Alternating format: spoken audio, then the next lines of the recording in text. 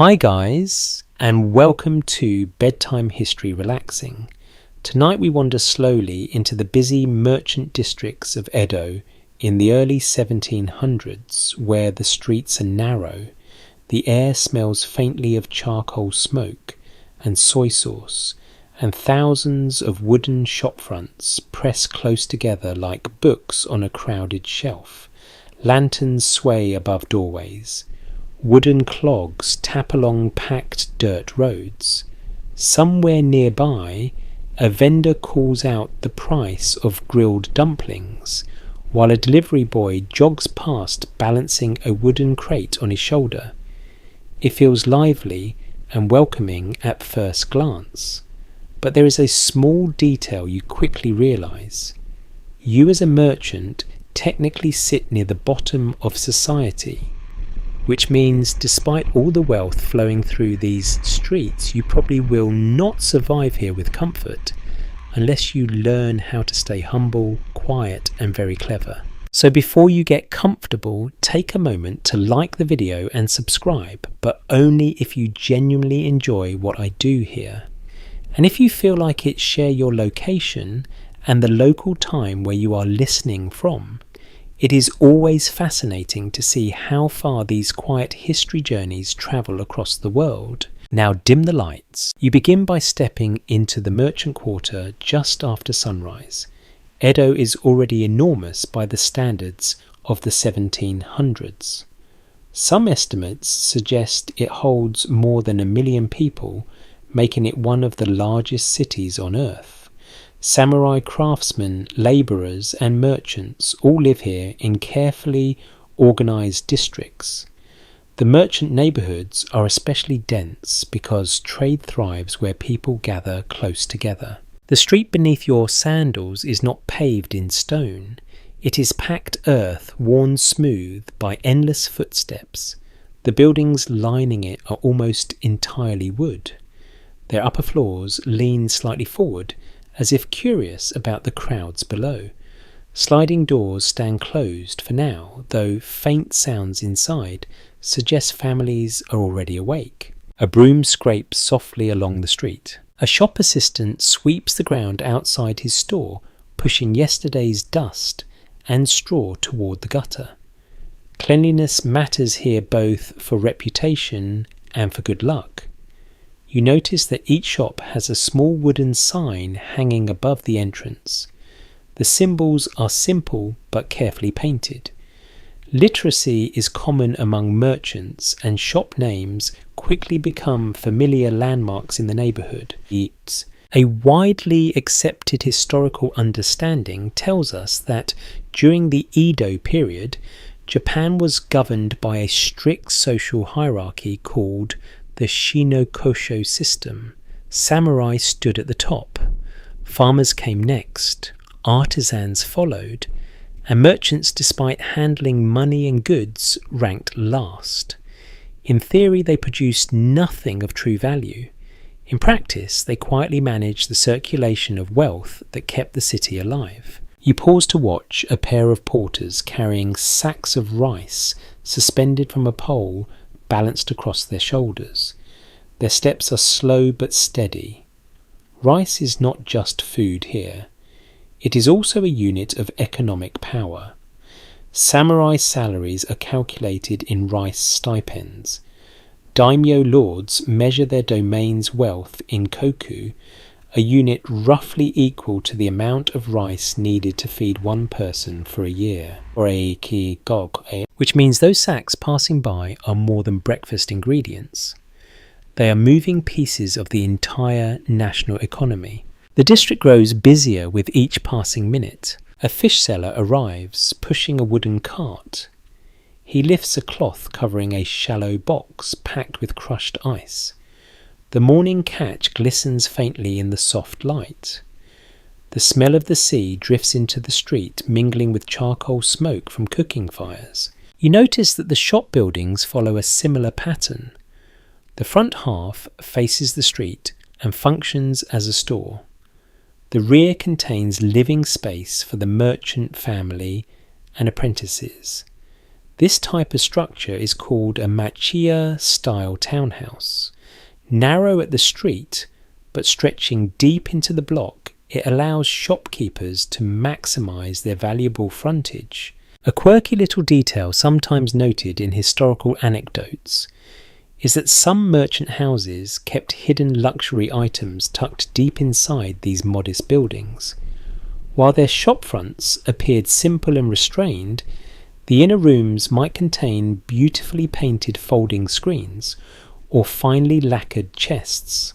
Outward humility protected them from accusations of flaunting wealth, because here is the delicate balance you must learn. Merchants can become extremely rich, but if they appear too rich, they risk attracting criticism from samurai officials who expect them to remain modest. So the culture of Edo merchants develops a fascinating aesthetic: subtle elegance, quiet quality, hidden beauty. You walk further along the street and notice a boy kneeling beside a doorway, arranging small wooden placards.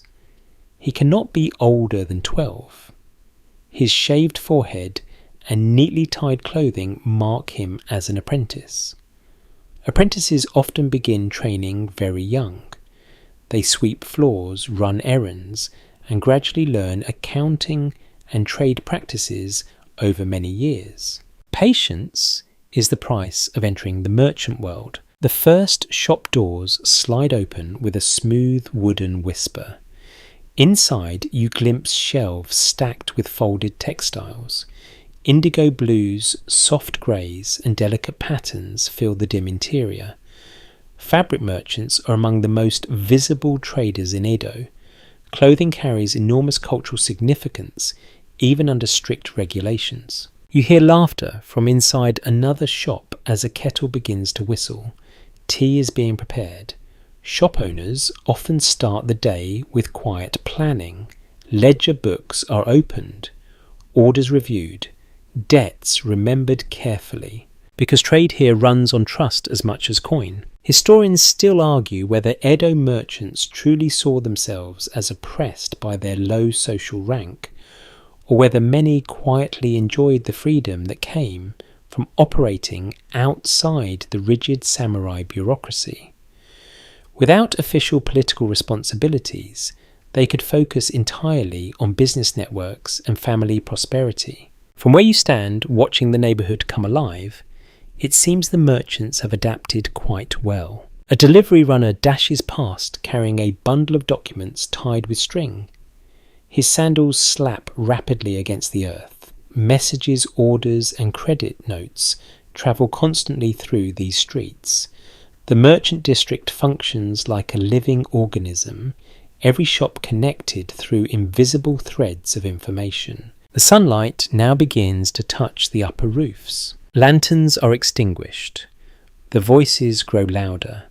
Somewhere nearby, a shopkeeper calls out a greeting to a neighbour opening his shutters. You take a slow breath. The air holds hints of soy sauce, wood smoke, sea salt, and fresh rice steaming somewhere just out of sight. And as the morning settles into motion, you begin to understand something important. These merchant streets may sit at the bottom of the official social ladder, yet the pulse of Edo beats strongest right here. Every coin, every bolt of fabric, every sack of rice flows through hands like these, and you are just beginning to see how this quiet world truly works. The street is fully awakened now, and you move with the slow current of people passing between shop fronts. Wooden shutters stand open. Cloth banners hang from doorways and flutter gently whenever someone walks past. The district hums with a kind of controlled busyness that feels practiced, almost rehearsed. Every merchant, apprentice and porter seems to know exactly where they should be and what they should be doing. Yet the strange part becomes clearer the longer you stand here. Many of the people running these shops may be wealthier than the samurai who technically outrank them. It is one of the great paradoxes of Edo society. You could spend your entire life handling money, negotiating shipments, managing warehouses, and building a prosperous family business, yet on paper you still sit at the bottom of the social ladder. A samurai with very little income might still hold a higher status than you simply because of his class. You watch a samurai pass through the street now. His two swords swing lightly at his side. The crowd shifts subtly to make room for him. No one bows dramatically, but there is a quiet awareness of his presence. He walks past a row of shops filled with goods that merchants carefully organised, financed, and transported across the country. In a sense, the economic engine surrounding him belongs to the very class that officially ranks below him. A well-known historical fact helps explain this strange arrangement. During the Tokugawa period, which began in 1603, the shogunate valued stability above all else. Society was organised into fixed classes to prevent upheaval. Farmers produced food. Samurai maintained order. Artisans made tools and goods. Merchants simply distributed what others produced. Because they did not directly create essential resources, they were placed at the bottom. But real life rarely follows neat philosophical categories. You step aside as two shopkeepers greet each other with relaxed familiarity. They discuss the arrival of silk shipments from Kyoto and exchange a few quiet jokes about rising prices. Their tone suggests long friendship and mutual respect. Money, after all, creates its own form of influence. Many samurai in Edo live on fixed stipends paid in rice. Over time, inflation and urban living expenses often make those stipends feel smaller than expected. Merchants, on the other hand, control trade networks, credit systems, and supply chains. Samurai sometimes find themselves quietly borrowing money from the very class that supposedly ranks beneath them. You can almost imagine the quiet irony. One merchant bows politely to a passing samurai customer. A moment later, the same samurai enters the shop and begins discussing a loan. A curious little historical tidbit, occasionally mentioned in records, describes how some merchant houses became so financially powerful that entire samurai families depended on them for credit. Yet the etiquette remained carefully preserved. The samurai maintained his formal dignity, while the merchant maintained outward humility. It becomes a delicate dance of appearances. You continue walking until the street widens slightly near a small crossroads. A rice broker's office sits on the corner. The building looks modest from the outside, but inside, important calculations unfold daily. Rice is still the foundation of the Japanese economy in the 1700s. Samurai stipends, taxes, and domain wealth are measured in rice production.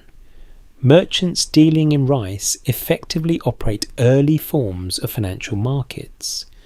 Prices fluctuate depending on harvest, transport costs, and political decisions. Some historians describe Osaka's rice exchange as one of the earliest futures markets in the world, where traders bought and sold contracts based on expected rice prices months ahead. Whether Edo merchants fully understood the modern financial implications of these trades is still debated among scholars, but the sophistication of their systems was undeniable. You pause near the doorway and hear the faint scratch of a brush against paper. Inside clerks sit cross-legged beside low desks. Ledger books are open. Columns of numbers stretch neatly across the pages. Calculations determine how rice shipments move between provinces and how profits ripple through merchant networks. The world outside the office continues its lively rhythm. A tofu seller balances two wooden buckets hanging from a pole across his shoulders. The liquid inside sloshes softly as he walks. He calls out the freshness of his product with practiced enthusiasm. Nearby, a small crowd gathers around a travelling storyteller who has arrived earlier than usual. His voice rises and falls dramatically as he begins describing a heroic samurai tale. The irony is almost charming. Merchants who cannot become samurai still enjoy listening to stories about them. You notice how carefully everyone manages appearances. Merchants wear simple clothing made from cotton or subdued silk. Patterns are modest. Colours remain calm. This restraint is not only personal taste. The government regularly enforces sumptuary laws that restrict how different classes may dress and display wealth. Lavish garments are technically reserved for the elite, so merchants become masters of subtlety. A kimono may appear plain from a distance, but its inner lining could feature intricate designs only visible when the sleeve shifts slightly. A robe might be woven from high-quality fabric, dyed in restrained tones that whisper elegance rather than shout it. Quiet luxury becomes an art form. You pass a textile shop where bolts of fabric hang carefully arranged near the entrance. The merchant inside studies the street with calm eyes. Every passerby is a potential customer. Every glance is an opportunity. Historians sometimes debate whether Edo merchants consciously developed this understated aesthetic as a response to social restrictions, or whether it emerged naturally from urban taste. Either way, the result shapes Japanese culture in lasting ways. Beauty becomes something hidden in plain sight. A pair of apprentices hurry past, carrying bundles wrapped in cloth. Their faces show concentration as they navigate the crowd. Apprentices spend years learning discipline before they ever run their own shops. The path to success here is rarely fast. The sunlight has climbed higher now, illuminating the rooftops and warming the street.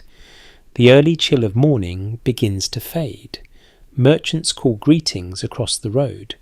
Customers drift slowly between storefronts. And as you continue walking through the merchant quarter, you begin to sense that this quiet contradiction defines the entire district. Officially humble, unofficially powerful. The merchants of Edo have learned how to live comfortably inside that delicate balance. By the time the sun lifts above the rooftops, the narrow street has transformed completely.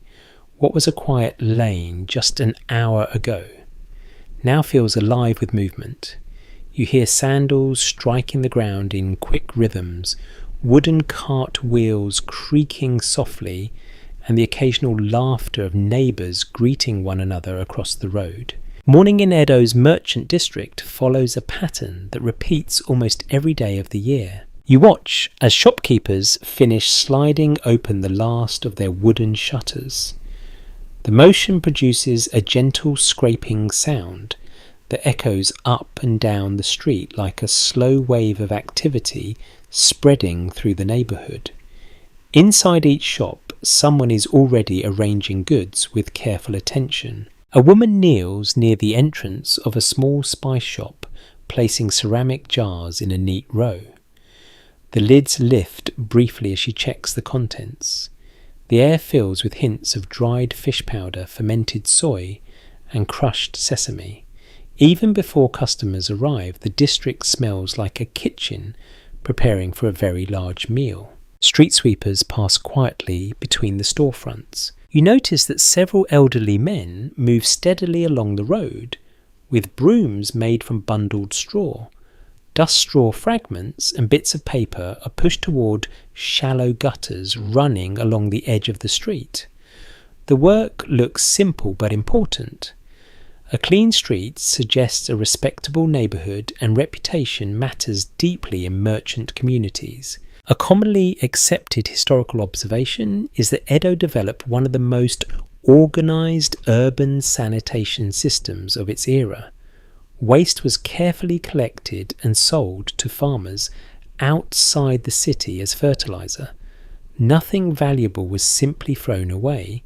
Even the refuse of a large city could become part of the economic cycle. The efficiency of that system helps explain how a city of more than 1 million people could function without the overwhelming filth that plagued many European cities at the same time. You pause beside a small well where 2 apprentices draw water into wooden buckets.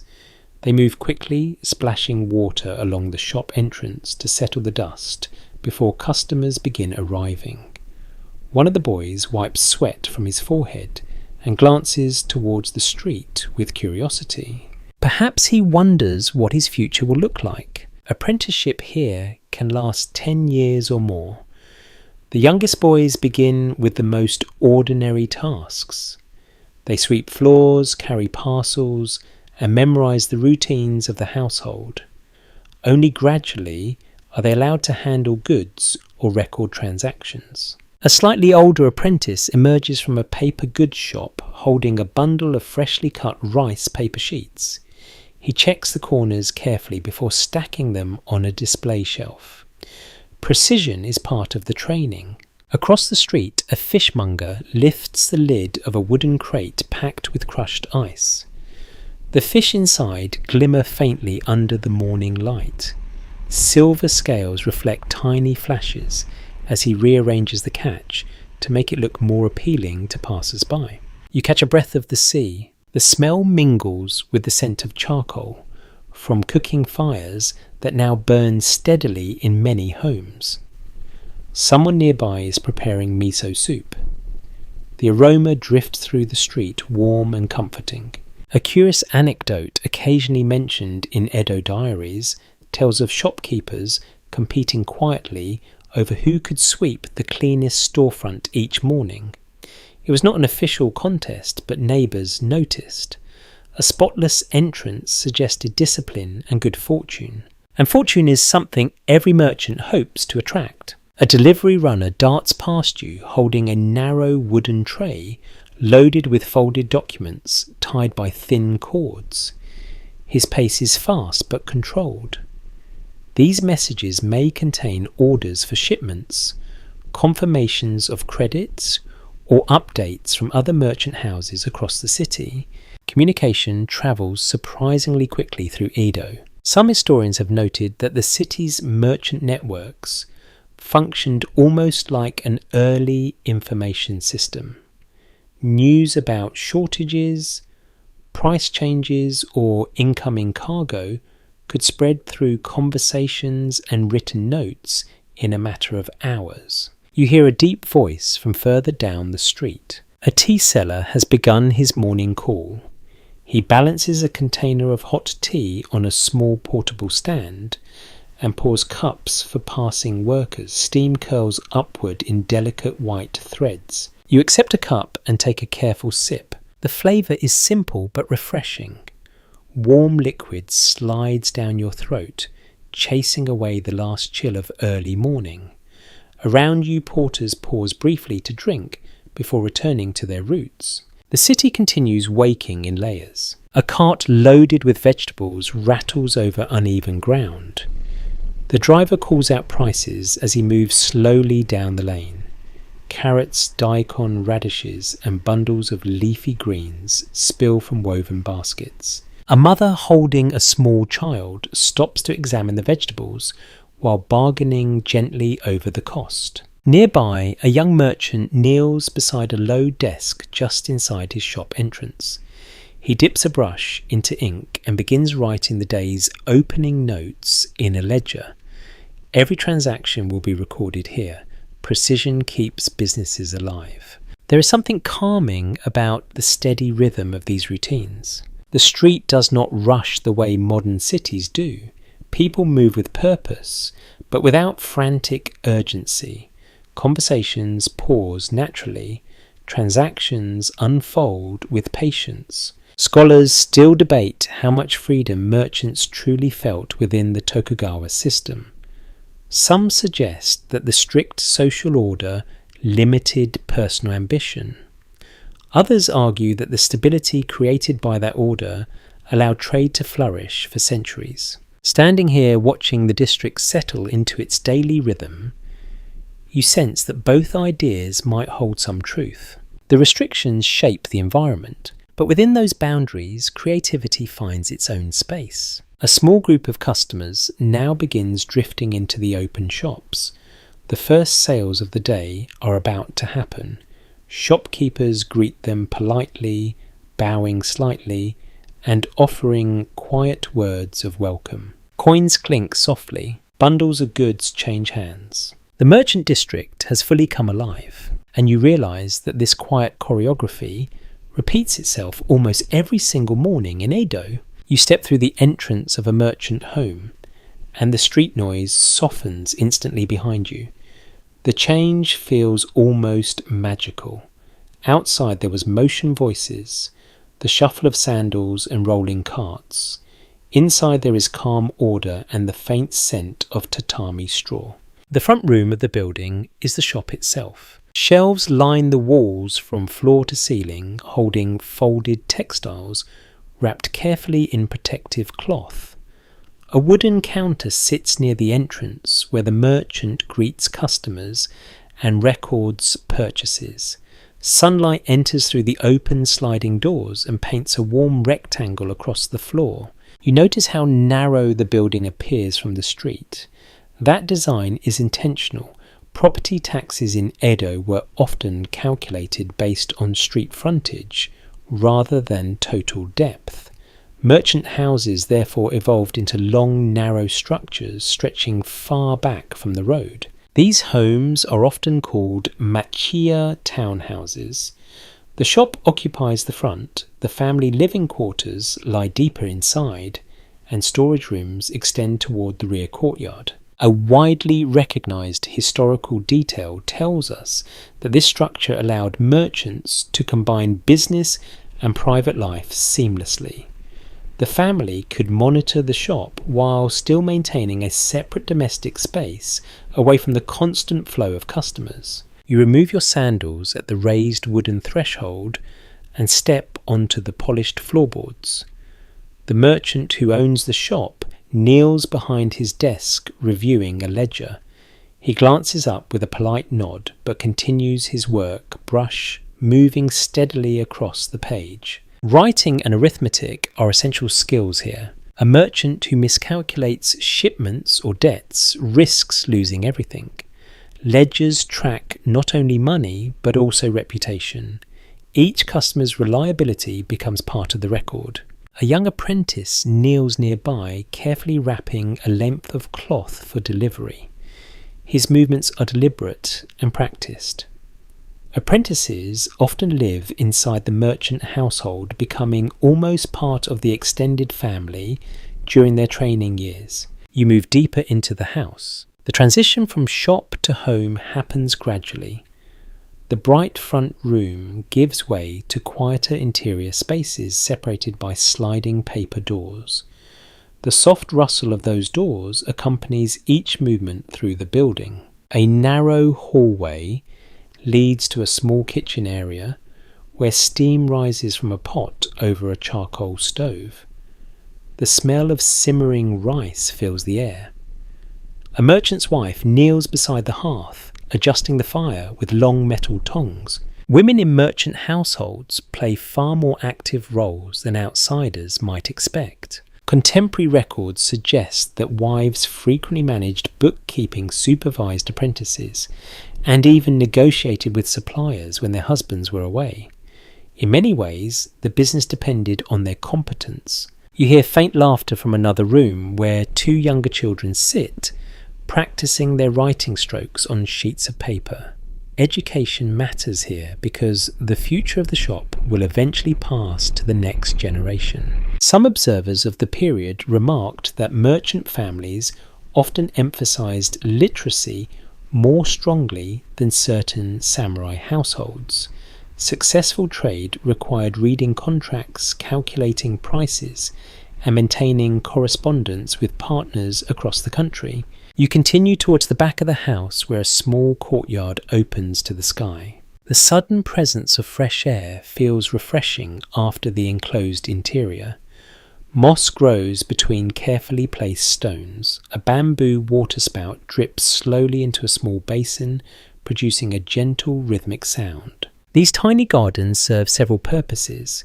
They provide light and ventilation, but they also offer a moment of calm within crowded urban districts.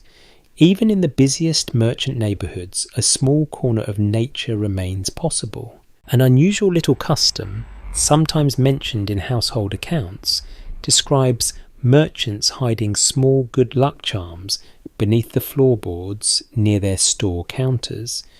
These charms might contain prayers for prosperity or protection against fire. Whether the charms actually brought fortune is impossible to say, but they reveal how strongly merchants believed that success depended on both skill and unseen blessings. You notice that the interior decoration remains understated. The walls are simple, furniture is minimal, yet the materials feel refined. The wood beams are smooth and carefully finished. The tatami mats are fresh and clean. A single painted screen stands near the back room, displaying a quiet landscape of mountains and mist. Luxury exists here, but it whispers rather than shouts. Government regulations attempted to limit displays of wealth among the merchant class. Clothing styles, house decorations, and even the materials used for certain items could fall under these restrictions. Authorities hoped that visible modesty would preserve the social order. Researchers continue discussing how strictly these rules were enforced. Some evidence suggests that inspections occurred occasionally, while other accounts imply that enforcement varied depending on the local officials. Merchants responded creatively. Instead of outward extravagance, they invested in hidden quality. Fabrics might contain exquisite weaving visible only at close distance. Household objects might be crafted with remarkable skill even if their designs appeared plain. You return toward the front of the shop and hear the soft chime of a customer arriving. The merchant rises smoothly from his desk and bows in greeting. Business and home life blend seamlessly within these walls. The children continue practicing their writing in the rear room. The wife prepares food in the kitchen. Apprentices organise goods and watch the counter carefully. Every member of the household participates in maintaining the shop's reputation. From the street, it might look like a simple storefront. Inside it is an entire ecosystem of family work, discipline, and quiet ambition. And as you step back towards the doorway, the sounds of the busy merchant district flow in, once again reminding you that thousands of similar homes surround you in Edo. You step back into the street, and the noise greets you again, like a familiar tide rolling against the shore. Merchants call to customers, carts rumble past, and somewhere a child laughs before being gently scolded by a parent. The district feels fuller now than it did earlier in the morning, but your attention settles on the apprentices moving through the crowd. They are everywhere. Young boys hurry between shops, carrying bundles, balancing trays, or delivering notes. Their heads are partially shaved in the common apprentice style, and their clothing is simple but tidy. Some appear no older than 10 or 11. Others are teenagers who already move with the quiet confidence of experienced workers. The path to becoming a merchant usually begins here. In many merchant families, sons were expected to enter the business from childhood. However, not every apprentice belonged to the merchant household that trained him. Some boys were sent by rural families who hoped their children might find opportunity in the great city. An established historical observation tells us that Edo's merchant economy depended heavily on this apprenticeship system. A boy would spend years learning discipline before he ever handled real financial responsibility. The process could last a decade or longer. You watch one apprentice kneeling outside a shop, polishing the wooden threshold with a cloth. His movements are steady and focused. A second boy stands nearby holding a stack of folded fabrics, waiting to place them on display. Inside the shop, a senior clerk reviews a ledger. Training here happens through observation and repetition. Apprentices watch how transactions unfold. They listen carefully when their masters negotiate with suppliers or customers. Gradually, they begin to understand the invisible rules that govern commerce. Those rules are not written in one single book. Instead, they exist in habits, customs and expectations shared across the merchant community. A slightly older apprentice passes you carrying a wooden abacus. He slips into the shop where the senior clerk waits. The beads click rapidly as calculations begin. Prices, quantities and credit arrangements must all be recorded with precision. Accuracy keeps a merchant alive. Mistakes in accounting could destroy a business, especially when many transactions involve delayed payments rather than immediate cash. Credit flows constantly through the merchant districts. You lean against a post near the shop entrance and listen. The abacus continues clicking softly inside, while the clerk murmurs numbers under his breath. The apprentice follows each movement carefully, memorizing the rhythm of the calculation. Many merchant houses expected apprentices to memorize long lists of goods, prices and suppliers. Knowledge functioned as a form of protection against deception. A merchant who understood the market could negotiate confidently. A curious little anecdote sometimes appears in Edo training manuals, describing how apprentices practiced mental arithmetic while walking through the city. They would count passing carts, estimate cargo weights, and calculate possible profits purely as exercises for the mind. Commerce becomes second nature through constant practice. A boy runs past carrying a tray of rice cakes wrapped in paper.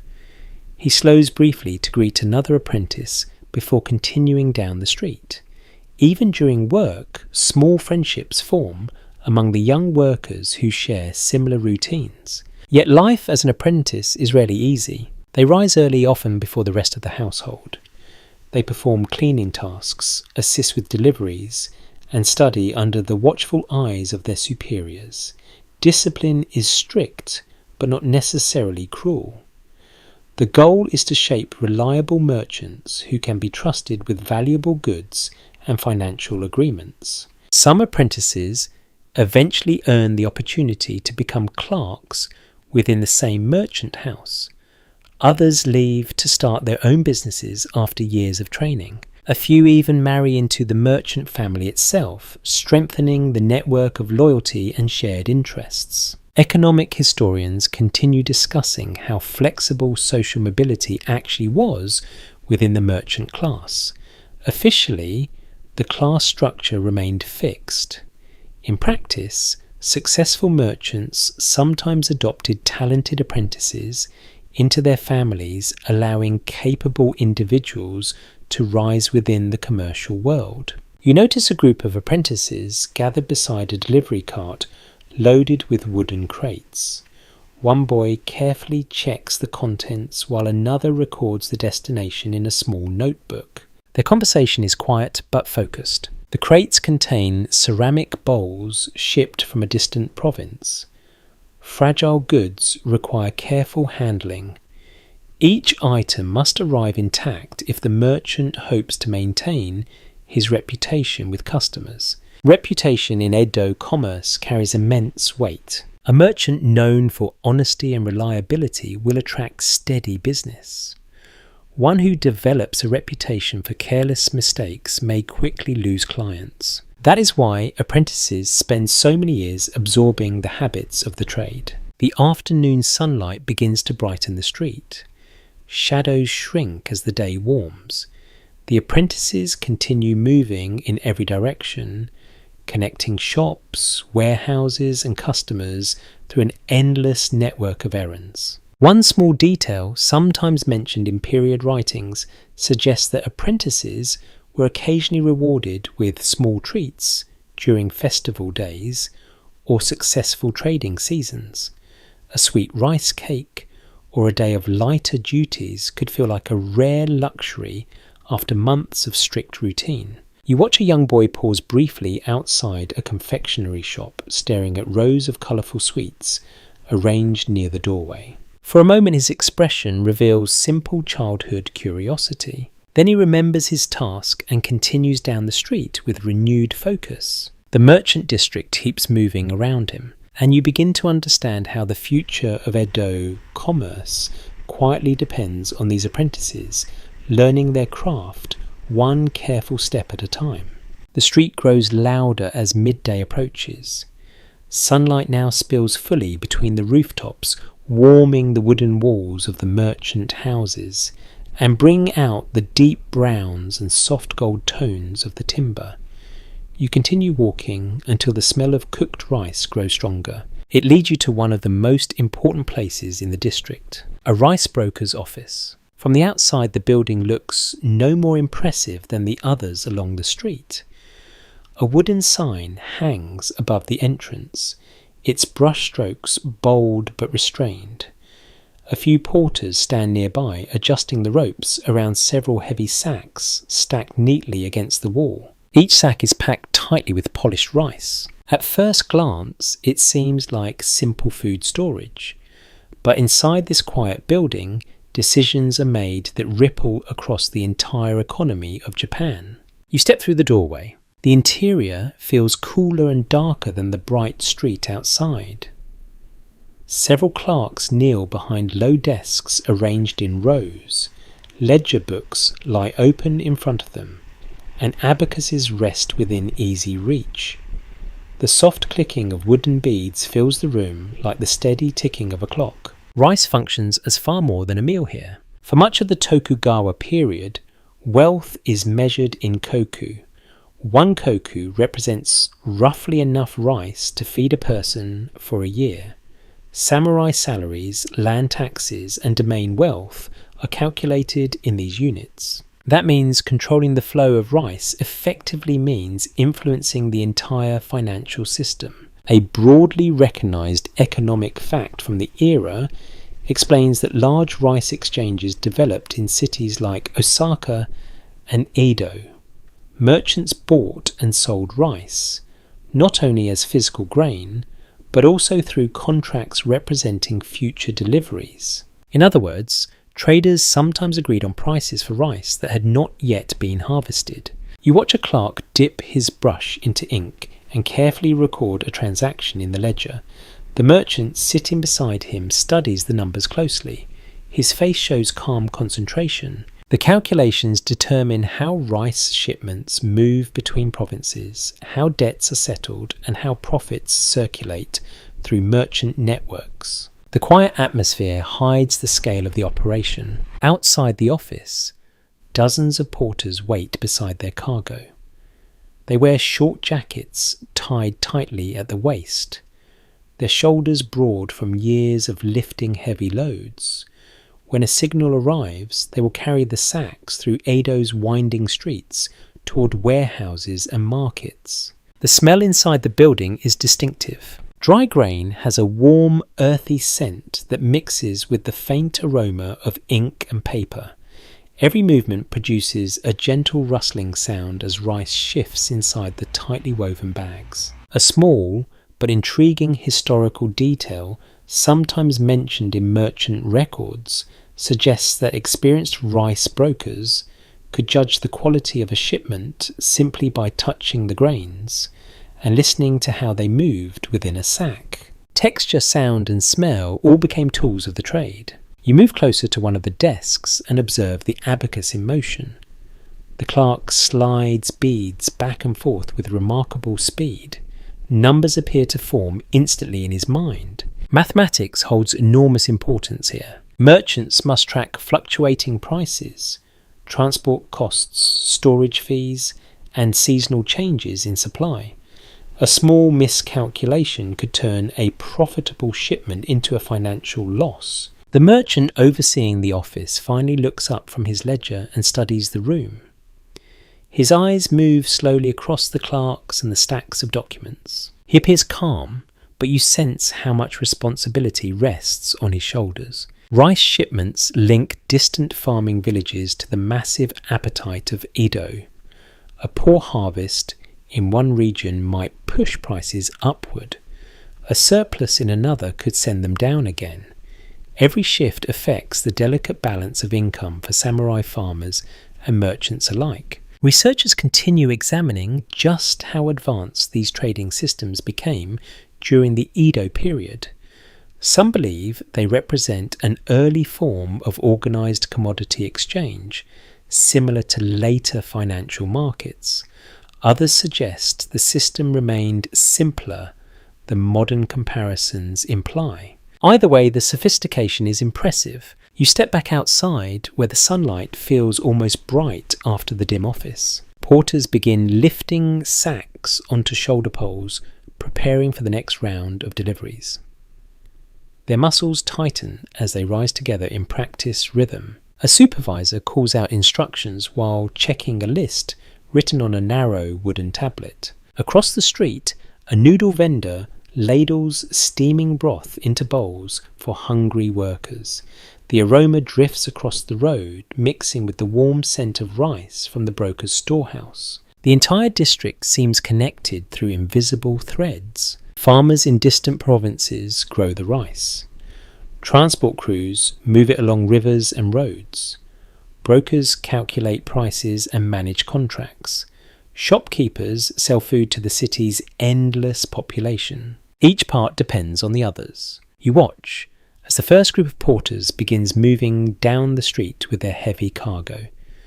The sacks sway gently with each step, creating a soft rustling sound that blends into the larger rhythm of the neighbourhood. For a moment you realise something surprising. The wealth flowing through Edo's merchant district is not stored in coins alone. It moves in sacks of rice, in careful ledger entries, and in the quiet calculations happening behind wooden doors like these. And while samurai may hold official authority, the merchants handling these grains quietly influence the pulse of the city itself. You leave the rice broker's building and return to the street just as the merchant district reaches the lively middle of its day.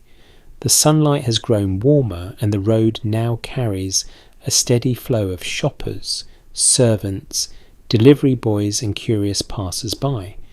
Voices overlap in a soft chorus of bargaining greetings and laughter. What you notice most, however, is the smell. Edo's merchant districts are filled with it. Food is everywhere. A grilled fish vendor stands near the corner fanning glowing charcoal beneath a row of skewers. Thin trails of smoke drift upward, carrying the salty scent of the sea mixed with caramelizing soy sauce.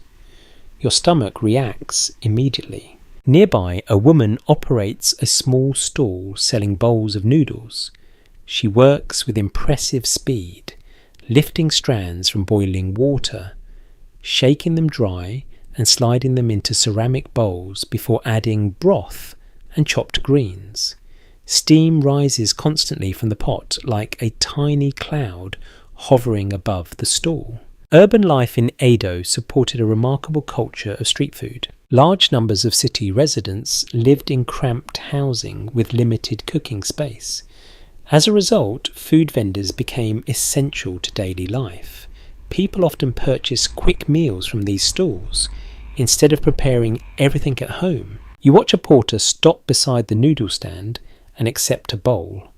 He eats quickly, but with obvious satisfaction before returning to his route. Further along the street, another vendor calls out the arrival of freshly made tofu.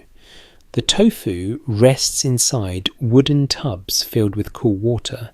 Each pale block looks delicate, almost like soft stone carved from milk. The vendor lifts one gently and slices it into portions with practiced ease. You notice how each seller develops their own style of attracting customers.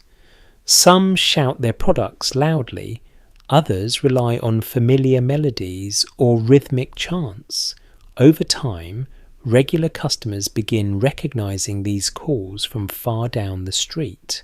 A well-documented feature of Edo city life describes how these vendor cries became part of the city's soundscape. Certain calls were so distinctive that residents could identify the product before even seeing the cart. You hear one now. A sweet potato seller pulls a small cart fitted with a covered roasting chamber. He announces the warmth and sweetness of his potatoes in a drawn-out sing-song tone.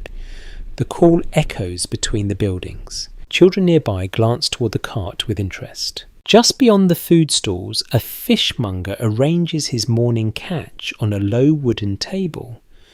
The fish gleams silver and blue under the sunlight, Crushed ice keeps them cool despite the growing warmth of the day. He sprinkles water over the display to keep the scales shining. A fascinating little custom mentioned in some Edo travel journals notes that fishmongers often displayed their best specimens prominently at the front of the stall.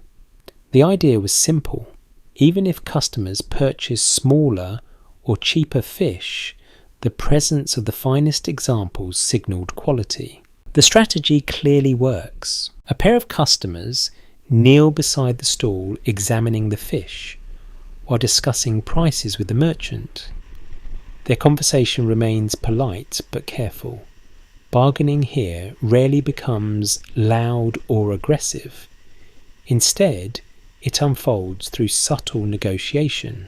You continue walking and notice another kind of vendor weaving through the crowd. This man carries a long wooden pole balanced across his shoulders. 2 boxes hang from either end. Inside are small sweets made from rice flour and sugar. The colourful treats sit arranged in neat rows. He pauses occasionally to sell a piece to children or passing adults. The variety of food available in the merchant district is impressive. Rice cakes, grilled seafood, pickled vegetables, sweet dumplings, roasted chestnuts and steaming bowls of soup appear throughout the neighbourhood.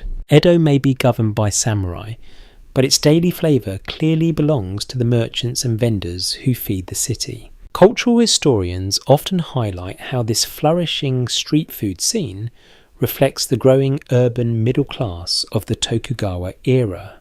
Merchants, artisans and labourers formed a large population with enough spending power to support an entire ecosystem of small food businesses. You stop briefly near a stall selling dango. Small rice dumplings sit skewered on sticks and brushed with a glossy layer of sweet sauce. The vendor hands one to you wrapped in paper. The dumplings are warm and slightly chewy. The sauce carries a rich sweetness, balanced with a hint of salt. Around you, the crowd continues moving. A delivery boy rushes past, holding a stack of small wooden trays. 2 women examine bundles of vegetables while discussing their evening meal. A pair of apprentices whisper to each other while waiting outside a shop. Yet beneath the cheerful bustle lies an interesting question. Some modern researchers continue discussing whether Edo's famous street food culture emerged primarily from necessity or from deliberate urban creativity. Limited cooking space may have encouraged the growth of food stalls, but the remarkable variety suggests merchants also recognised a profitable opportunity. Either way, the result transforms these merchant streets into a living market of flavours. You take another slow bite of the dumpling and watch the neighbourhood around you. Smoke drifts lazily from charcoal grills. The smell of broth fish and sweet rice fills the air. Voices rise and fall like gentle waves passing through the crowd. The merchant district feeds the city in more ways than one. And as you finish the last bite of your dango, the afternoon continues unfolding through sound, scent and steady motion all around you. The afternoon light now settles gently across the merchant street, and as you continue walking, your attention is drawn toward one of the most elegant kinds of shops in the district, the textile merchants. Even before stepping inside, you can see the careful presentation. Rolls of fabric hang neatly near the entrance, arranged in a subtle cascade of colour. Indigo blues, muted browns, pale creams and soft greys appear calm at first glance, but the longer you look, the more intricate the patterns become. Small waves, delicate leaves and geometric shapes reveal themselves in the weave. Clothing in Edo is not simply practical, it carries layers of social meaning. Customers approach slowly, often pausing to admire the fabrics before speaking to the shopkeeper.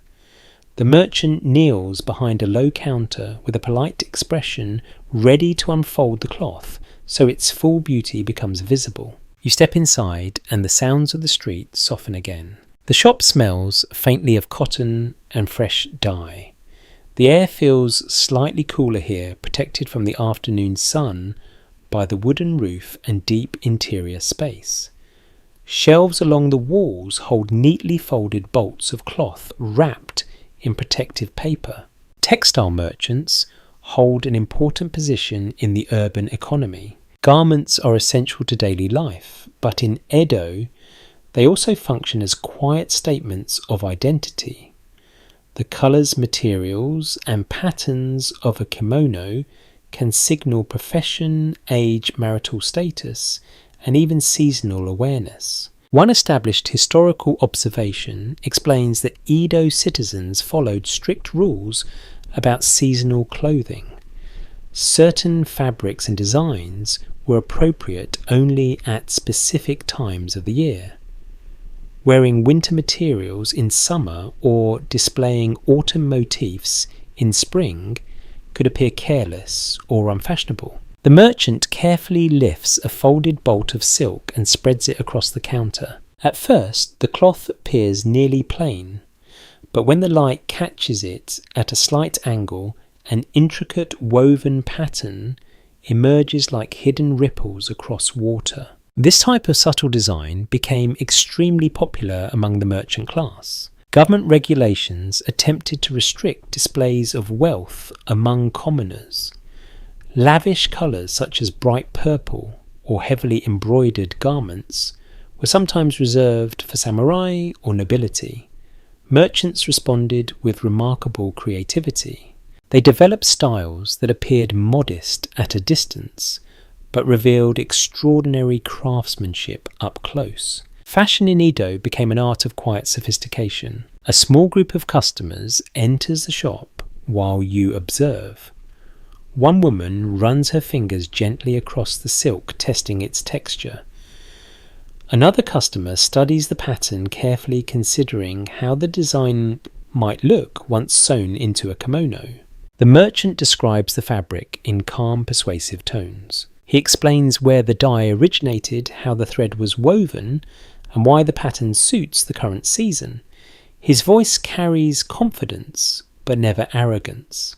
Reputation in this trade depends on trust and careful knowledge. An interesting detail recorded in several Edo fashion guides describes how merchants often memorized dozens of pattern names and their symbolic meanings. Certain motifs represented good fortune, longevity, or seasonal beauty. A pattern of waves might evoke strength and continuity. Plum blossoms might symbolize perseverance during difficult times. Customers appreciated these quiet layers of meaning. You notice an apprentice kneeling beside the merchant, observing the entire interaction. His eyes follow every movement as the cloth is folded and unfolded. Occasionally, the merchant nods toward him, silently instructing him to bring another sample from the shelf. Training continues even during the smallest moments of daily work. The apprentice retrieves a second fabric bolt and presents it carefully to the customer. This one carries a deeper indigo shade with a pattern resembling falling leaves. The customers exchange thoughtful glances. Fashion choices here are rarely impulsive. Garments represent both personal expression and social awareness. Wearing the wrong pattern or fabric might draw unwanted attention. This balance between individuality and restraint fascinates many modern observers. Researchers studying Edo culture often discuss how merchant fashion influenced broader urban aesthetics. Even though merchants ranked low in the official hierarchy, their tastes shaped trends across the city. Samurai families sometimes adopted similar subtle designs after seeing them become popular among wealthy shopkeepers. Culture, it seems, flows through unexpected channels. You step back toward the doorway as the merchant completes a sale. The fabric is wrapped carefully in protective cloth and tied with cord before being handed to the customer. Coins change hands quietly. Outside, the street continues buzzing with activity. The sunlight has begun to soften slightly as the afternoon moves forward. Shadows stretch longer across the road. Yet the textile shop remains calm and orderly behind you. Inside those walls, merchants transform simple threads into objects of beauty, status, and quiet luxury. And as you continue down the street, you realise that even something as ordinary as clothing becomes part of the delicate cultural dance that defines life in Edo's merchant districts. The street seems calm as you continue walking, yet everyone here knows that danger can arrive without warning. Fire. In a city built almost entirely of wood and paper, flames are never far from people's thoughts. The merchant districts of Edo may appear lively and prosperous, but beneath that activity lies a constant awareness that one careless spark could change everything. You notice the signs everywhere once you begin looking. Buckets sit beside doorways. Long wooden poles lean against the walls of shops. Ladders rest nearby in case someone needs to reach a roof quickly. Even the layout of the streets reflects this fear, with certain open spaces left intentionally clear to slow the spread of flames. Urban fires are so common in Edo that people sometimes describe them with a strangely casual phrase. They call them the flowers of Edo. The nickname sounds poetic, but it carries a grim reality. When a fire spreads across the wooden rooftops, the glowing embers drifting through the air can resemble falling petals. One firmly documented fact from the period reveals that large fires struck Edo repeatedly throughout the 17th and 18th centuries. Some blazes destroyed vast sections of the city, leaving tens of thousands of people suddenly homeless. You pause near a merchant who is inspecting the roof of his shop. He studies the wooden shingles carefully, making sure nothing appears damaged or loose. Maintenance is a form of protection here. A well-kept roof might resist stray embers that drift through the air during a distant fire. A group of apprentices nearby practice using long poles to hook and pull down sections of a temporary wooden structure. The exercise looks strange at first until you understand its purpose. Sometimes the only way to stop a fire is to tear down buildings ahead of the flames. By creating an empty gap in the street, firefighters can prevent the blaze from jumping to the next row of houses. The practice may sound destructive, but it can save entire neighbourhoods. Edo develops specialised firefighting groups called hikeshi.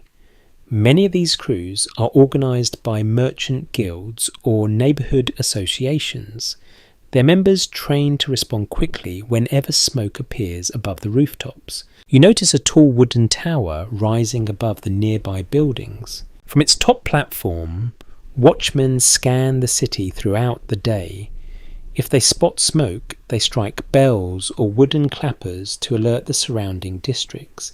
Sound travels quickly across Edo's dense neighbourhoods. A curious little practice, sometimes mentioned in local accounts, describes how firefighters wore distinctive jackets decorated with bold patterns. When soaked with water, the thick fabric provided limited protection against heat, while the bright designs helped identify which brigade was responding to the emergency. You imagine those jackets hanging somewhere nearby, ready for the next alarm. Despite all these precautions, fire remains unpredictable. You speak briefly with a shopkeeper standing beside a stack of water buckets. He explains that families often keep their most valuable possessions packed in portable chests. If flames approach, they can grab the chest and flee quickly. Preparedness becomes a part of daily life. You look up at the closely spaced rooftops stretching down the street. From this angle, it becomes clear how easily a spark could travel from one building to another. Paper walls, wooden beams, and dry timber create a dangerous combination during the hot summer months. Yet the city continues to thrive despite this risk. Many homes are built in ways that allow them to be repaired or rebuilt relatively quickly after a disaster. Materials remain simple, and construction techniques are well understood by local craftsmen. Some historians propose that this cycle of destruction and rebuilding actually shaped the character of Edo. the city develops resilience. People accept that change and loss may occur, but they also trust in their ability to rebuild. You walk further down the street and notice a narrow canal running between several rows of houses. Waterways like this serve practical purposes beyond transportation. They provide access to water during emergencies and sometimes act as natural barriers against spreading flames. A pair of children sit nearby watching the canal with fascination as a small boat passes slowly beneath a wooden bridge. Life continues peacefully for now. The sky above the merchant district remains clear. The smell of grilled food still drifts through the air, mixing with the faint scent of damp wood near the canal. Merchants continue their sales, apprentices carry packages, and customers browse the shops. Still, every resident knows that somewhere in this vast city, a cooking fire might flare too high or a lantern might fall. Urban historians continue examining how Edo's firefighting systems evolved over time. Some suggest the organised brigades became highly skilled and respected within the community. Others point out that the scale of the city meant fires could still overwhelm even the best prepared responders. You take one last look at the watchtower rising above the rooftops. Its silent presence reminds everyone that the peace of this afternoon can never be taken entirely for granted. But for now, the merchant district remains safe, and the quiet rhythm of trade continues beneath the warm Edo sun. As the afternoon begins to soften, you follow the slow flow of people toward a place that almost every resident of Edo visits regularly: the public bathhouse. From the outside, the building looks larger than most of the surrounding shops. A tall wooden sign hangs above the entrance, and a gentle cloud of steam escapes from vents along the roofline. Even before stepping inside, you can smell the warm scent of heated water mixed with soap and wood. You slip off your sandals at the doorway and step into the entrance hall. Immediately, the air feels warmer. Bathhouses serve as an important part of daily life in Edo. Many homes in crowded merchant districts do not have large private bathing spaces, so residents rely on these communal establishments to wash and relax after a long day of work. Inside the changing area, wooden baskets line the walls where visitors place their clothing. A bath attendant sits nearby collecting a small entrance fee while offering polite greetings to each guest. One well-established historical detail explains that bathing was deeply embedded in Japanese culture long before the Edo period. Regular washing was considered both a matter of cleanliness and a form of social relaxation. You notice how casually people treat the experience. Men chat quietly while preparing to enter the bath area. The atmosphere is comfortable rather than awkward. Conversation flows easily between neighbours, merchants and travellers who happen to stop by. You step through a sliding door and enter the bathing chamber. The room fills with steam. Large wooden tubs occupy the centre, filled with water, heated by fires burning in a furnace behind the wall. The surface of the water ripples gently as bathers settle into the warmth. Before entering the bath, everyone washes carefully, using small buckets and stools arranged along the walls. Cleanliness comes first. Only after rinsing thoroughly do people lower themselves into the shared tub. The water feels almost surprisingly hot. You sit slowly, allowing the warmth to soak into your muscles. Around you, several bathers lean back with relaxed expressions. The room echoes with quiet conversation and the occasional splash of water. The bathhouse serves more than a hygienic purpose. It also acts as a social gathering place where people exchange news, discuss business, or simply unwind after the day's work. Merchants who spent hours negotiating prices or supervising deliveries now enjoy a moment of calm. You overhear two shopkeepers discussing the arrival of new silk shipments from Kyoto. Their voices remain gentle, almost drowsy in the warm air. An interesting little observation recorded in some Edo travel diaries mentions that bathhouses occasionally became informal centres of neighbourhood gossip. Information moved easily between residents as they relaxed together in the steam. A piece of news might travel across several streets simply through conversations held here. You lean back against the wooden edge of the tub and listen to the sounds of the room. Water sloshes softly. Steam hisses faintly from the furnace pipes. Someone laughs quietly at a story being told nearby. The rhythm of the city slows inside these walls. You notice decorative paintings along one side of the room. They show landscapes of mountains and rivers painted in simple but elegant strokes. The artwork provides something pleasant for bathers to look at while soaking. Some bathhouses even include small gardens visible through open windows, allowing natural light and fresh air to enter the space. Observers of Edo culture often point out that these communal baths helped reinforce neighbourhood connections.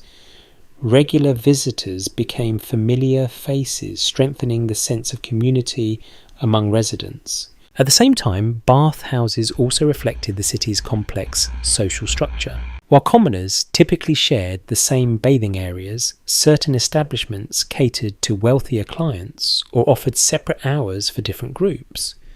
The details varied from neighbourhood to neighbourhood. Researchers studying urban life in Edo continue discussing how inclusive these bathhouses truly were. Some evidence suggests they created rare spaces where social boundaries softened slightly. Other sources imply that subtle distinctions still shaped how people interacted inside the baths. Either way, the experience remains deeply woven into everyday routine. After several minutes, you step out of the tub and rinse once more with a bucket of warm water.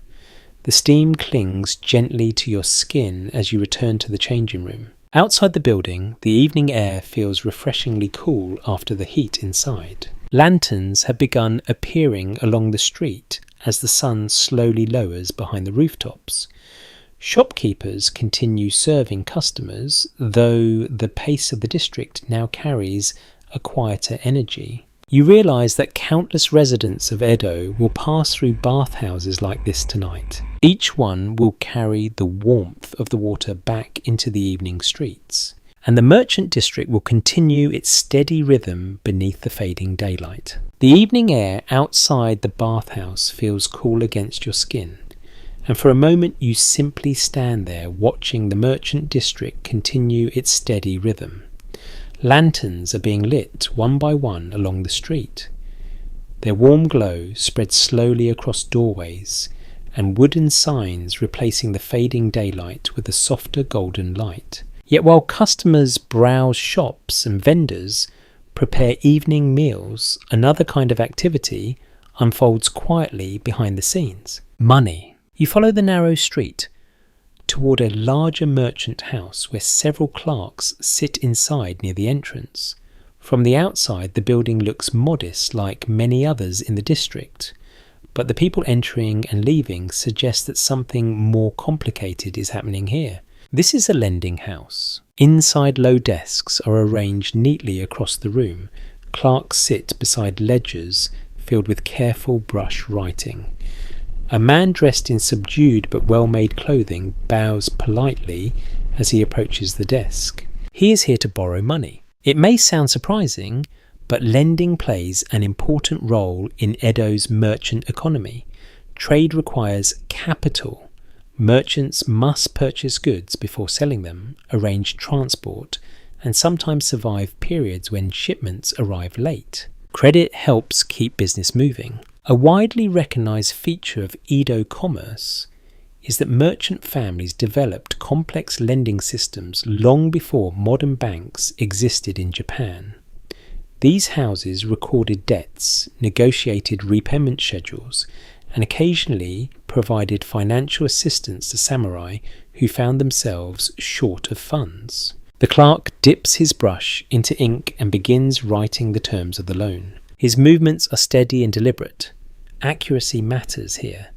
A single missing mark could change the meaning of the agreement. You notice how quiet the room remains. Unlike the noisy markets, outside financial negotiations take place in calm voices and careful gestures.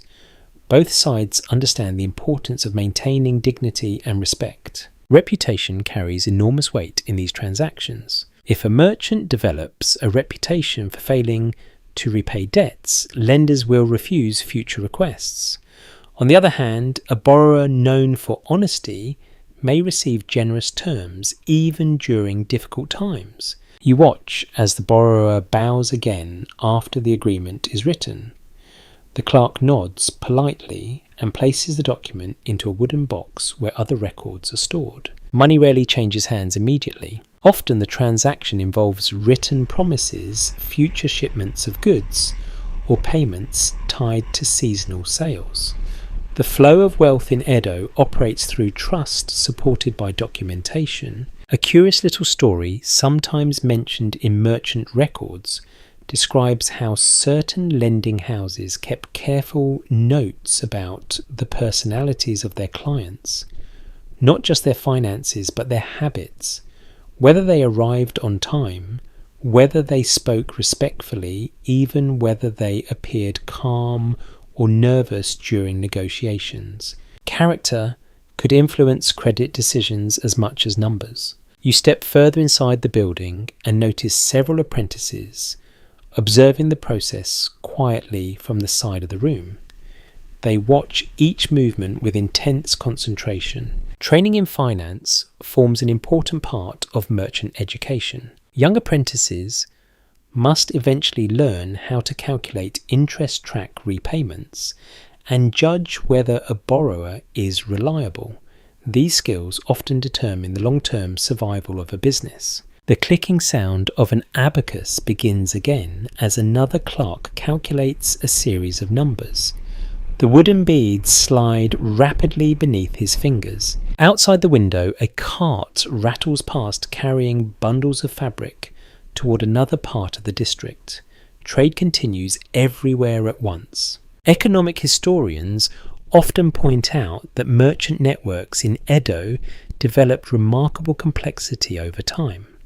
Families formed partnerships across cities such as Osaka, Kyoto, and Edo itself, creating systems of credit that connected distant regions of Japan.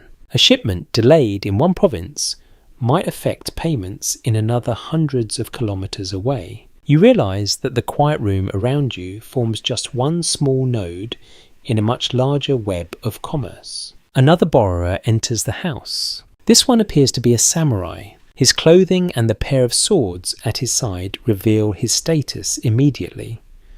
The clerks greet him respectfully and offer a place to sit. Situations like this reveal the strange balance of Edo society. Samurai hold political authority, yet many depend financially on merchants who operate beneath them in the official social hierarchy. The samurai speaks calmly with the lending clerk discussing a short-term loan. The conversation remains polite and measured. Observers of the period sometimes reflected on this quiet reversal of power. While merchants bowed to samurai in public, they occasionally held the stronger position in financial matters. Still, everyone behaves with careful respect. The samurai signs the agreement, bows once more, and leaves the building with composed dignity. Inside the lending house, the clerks return to their ledgers. Outside, the merchant district glows under rows of lantern light as evening settles across the wooden streets. And the invisible machinery of credit continues turning quietly within Edo's thriving commercial world. The lanterns now glow steadily along the street, casting warm circles of light onto the packed earth below. The merchant district takes on a different atmosphere as evening settles in. Shops remain open, but the pace softens slightly. Voices become calmer, footsteps slower. As you continue walking, you begin to notice something that many outsiders might overlook. Women are everywhere in these shops. In one storefront, a merchant's wife stands behind the counter, speaking with a customer about the quality of a bolt of cloth. Her tone is confident and steady. She unfolds the fabric with careful hands while explaining its dye and origin. The customer listens attentively. Just a few steps away, another woman kneels beside a small desk recording transactions in a ledger. Her brush moves smoothly across the paper as she notes the details of a sale. The image challenges a common assumption that commerce in the past was entirely controlled by men.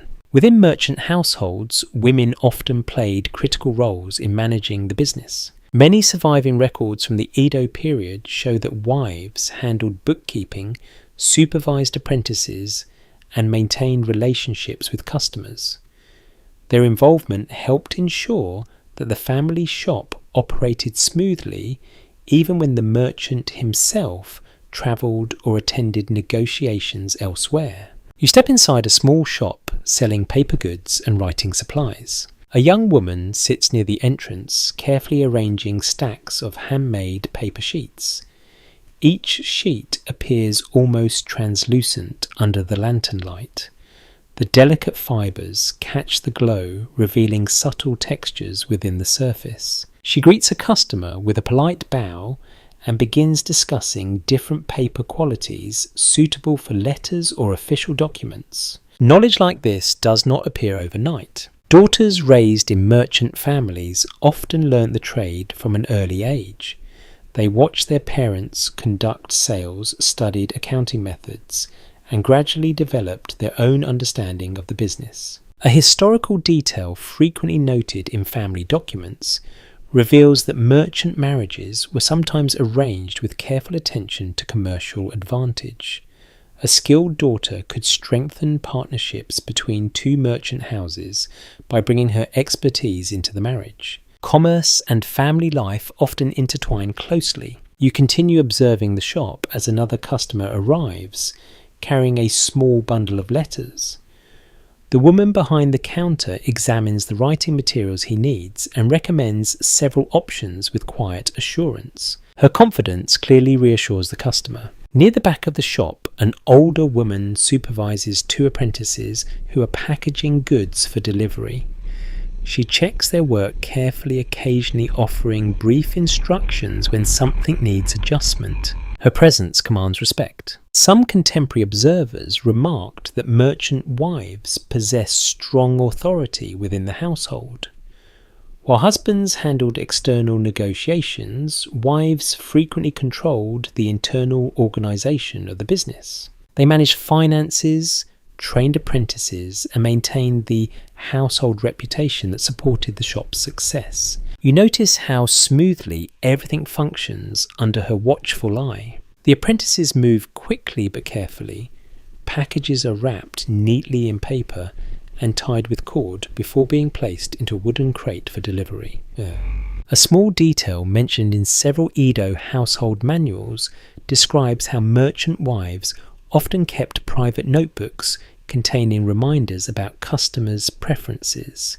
Remembering a client's favourite fabric or preferred tea could strengthen long-term relationships. Attention to such details helped build loyalty. You step back outside, where the lantern light flickers gently against the wooden walls of neighbouring shops. Across the street, another woman stands beside a stall selling small hair ornaments. She arranges delicate combs and pins made from lacquered wood and polished shell. Two young girls admire the display, while their mother considers purchasing one of the ornaments. Fashion items like these remain popular among women of the merchant class. Though official regulations limit extravagant displays, creativity still flourishes through subtle craftsmanship. Cultural historians often discuss how merchant women helped shape Edo's urban culture through their tastes and social networks. Their influence could spread through friendships, family connections, and shared shopping habits across the district. Trends sometimes began in small neighbourhood shops, like the one you are watching now. You pause for a moment and observe the street more closely. Women walk between stores carrying parcels or chatting with neighbours. Others stand behind counters greeting customers.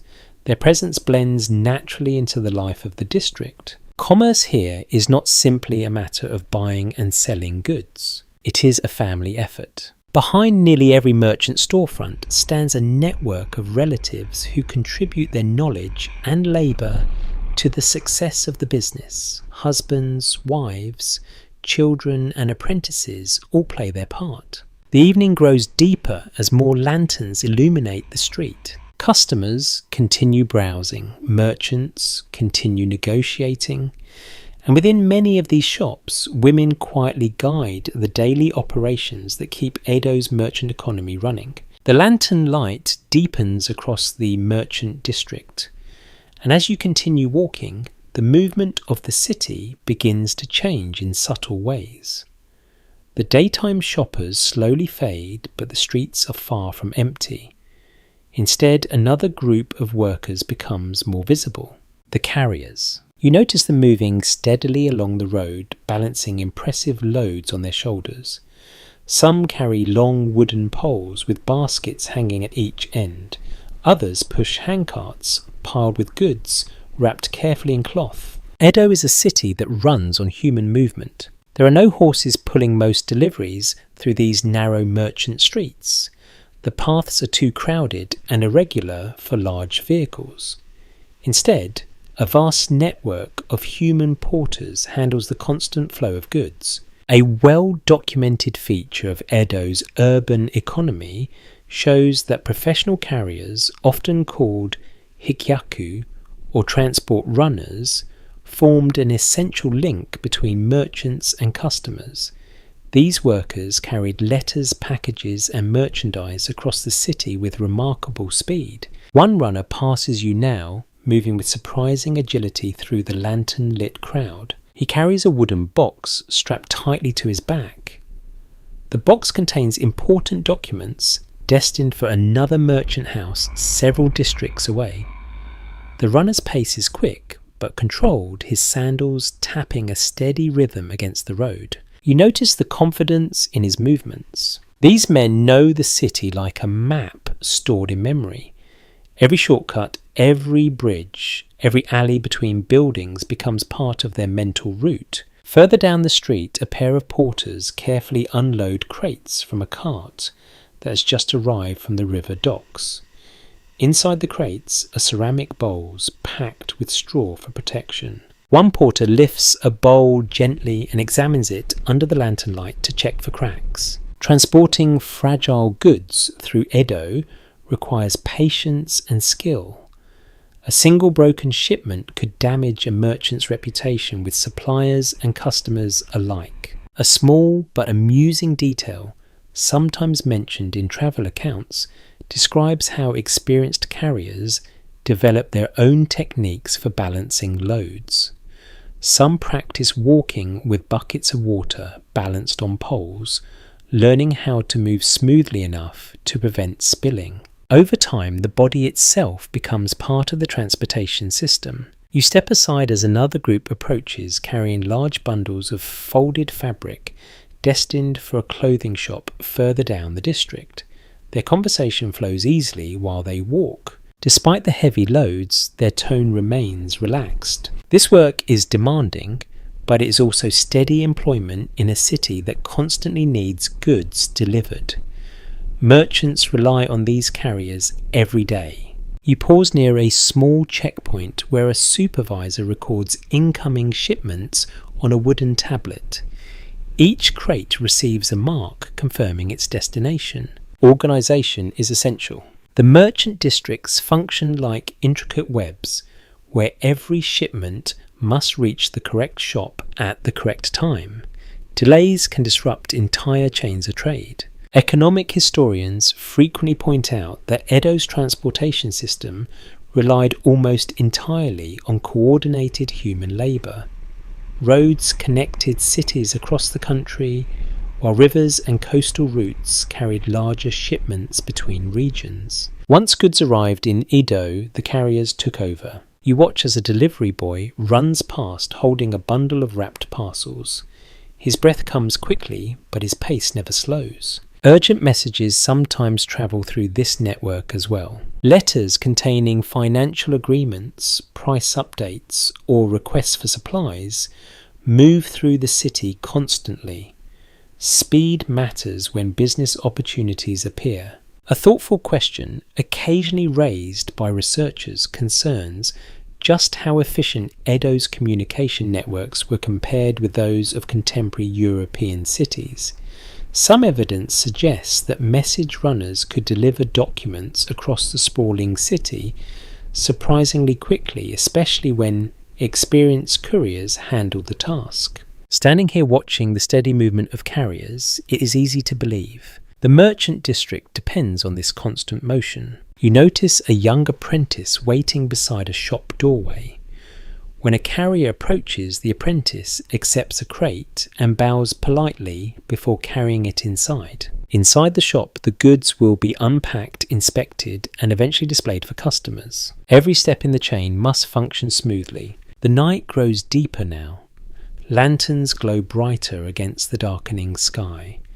Shadows stretch along the walls as the carriers continue their work without pause. Some deliveries will continue long after many shops close, because even while customers sleep, the invisible machinery of trade continues moving quietly through Edo's merchant districts, and the men carrying these bundles through the lantern light remain one of the most important parts of that living system. The night air grows cooler, yet the merchant district shows no sign of falling silent. Lanterns sway gently above the streets, and their warm light paints soft golden pools along the road. The steady hum of voices continues as people move between shops, stalls, and small gathering places. Tonight, however, the mood carries a slight change. You begin hearing the distant rhythm of drums. At first the sound is faint, almost hidden beneath the everyday noises of the district. But with each passing minute, the drumming grows clearer. People along the street start glancing in the same direction. A festival procession is approaching. Religious festivals form an important part of life in Edo. Shrines and temples scattered throughout the city host seasonal celebrations that bring neighborhoods together in moments of shared excitement. Soon the source of the sound appears around the corner. A group of young men carries a portable shrine called a mikoshi. The structure rests on long wooden poles that extend from its base.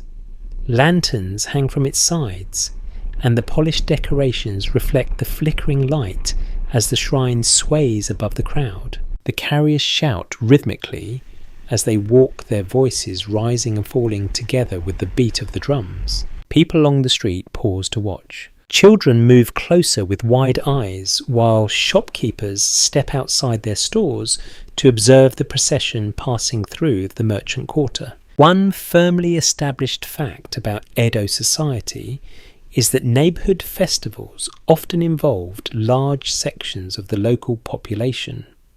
Merchant families, artisans, labourers, and sometimes even nearby samurai households participated in preparations and celebrations. The festival becomes a moment when daily routines briefly give way to community energy. You watch as the portable shrine sways gently with each step of the carriers. Inside the structure rests a sacred object representing the spirit of the local shrine. During the festival, the spirit symbolically travels through the neighbourhood, blessing the streets and the people who live there. Behind the shrine follow musicians beating drums and playing flutes. The music echoes between the wooden buildings, filling the night air with lively rhythm. The scent of festival food soon follows. Several temporary stalls appear along the street, selling grilled fish, sweet rice cakes, and warm sake. The smell of roasting food mingles with incense drifting from the shrine. An interesting observation recorded in several Edo diaries notes that merchants often welcome festivals because they attracted additional customers to the district. Even religious celebrations created opportunities for business. You notice one merchant smiling as a group of festival visitors pauses outside his shop. He offers polite greetings, while the visitors browse his goods under the lantern light. Further down the street, children gather around a stall selling colourful paper toys. Their laughter rises above the music as they choose small spinning tops and paper lanterns. The atmosphere feels joyful but not chaotic. Everyone seems to understand the rhythm of the celebration. The procession moves slowly through the streets, while residents step aside to watch and cheer. Some historians suggest that festivals helped strengthen neighbourhood identity within Edo's enormous population. In a city with more than 1 million residents, shared celebrations created moments when people felt connected to the smaller community around them. Others note that festivals also reinforced religious traditions that had shaped Japanese society for centuries. You walk alongside the procession for a short distance. The carriers occasionally bounce the shrine upward in playful bursts of energy while shouting encouragement to one another. Their laughter mixes with the steady beat of drums. Lantern light flickers across the polished surface of the shrine as it moves forward. A small group of women follows behind, carrying trays of offerings for the shrine. Their steps remain graceful despite the lively atmosphere surrounding them. Further back, more residents join the procession simply to enjoy the celebration. You realise that events like this transform the merchant district into something more than a place of trade. For a few hours, the streets belong to music, light, and shared excitement. Yet even during the celebration, traces of ordinary life continue around you. A carrier slips quietly through the crowd, delivering a small package to a nearby shop.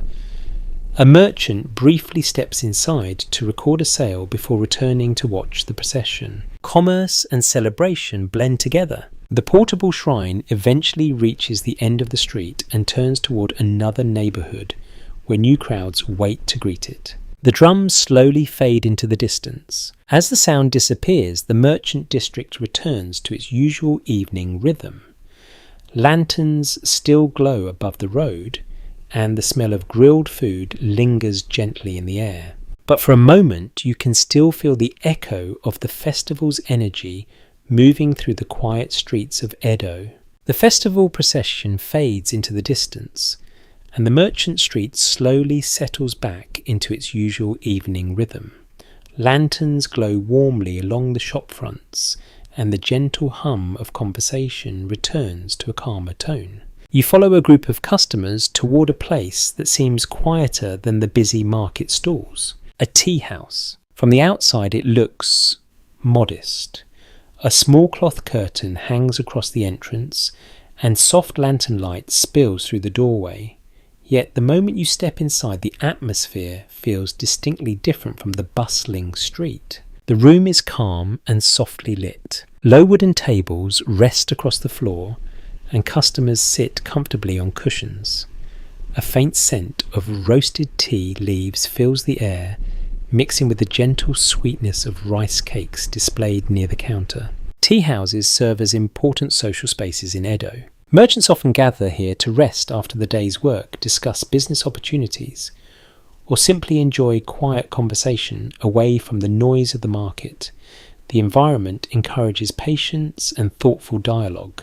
You sit near one of the low tables while an attendant places a small ceramic cup in front of you. The tea arrives steaming gently. You lift the cup and notice the earthy aroma rising with the warmth. The flavour is mild but comforting, perfect for slowing the pace of the evening. Across the room, two merchants lean toward each other while speaking quietly.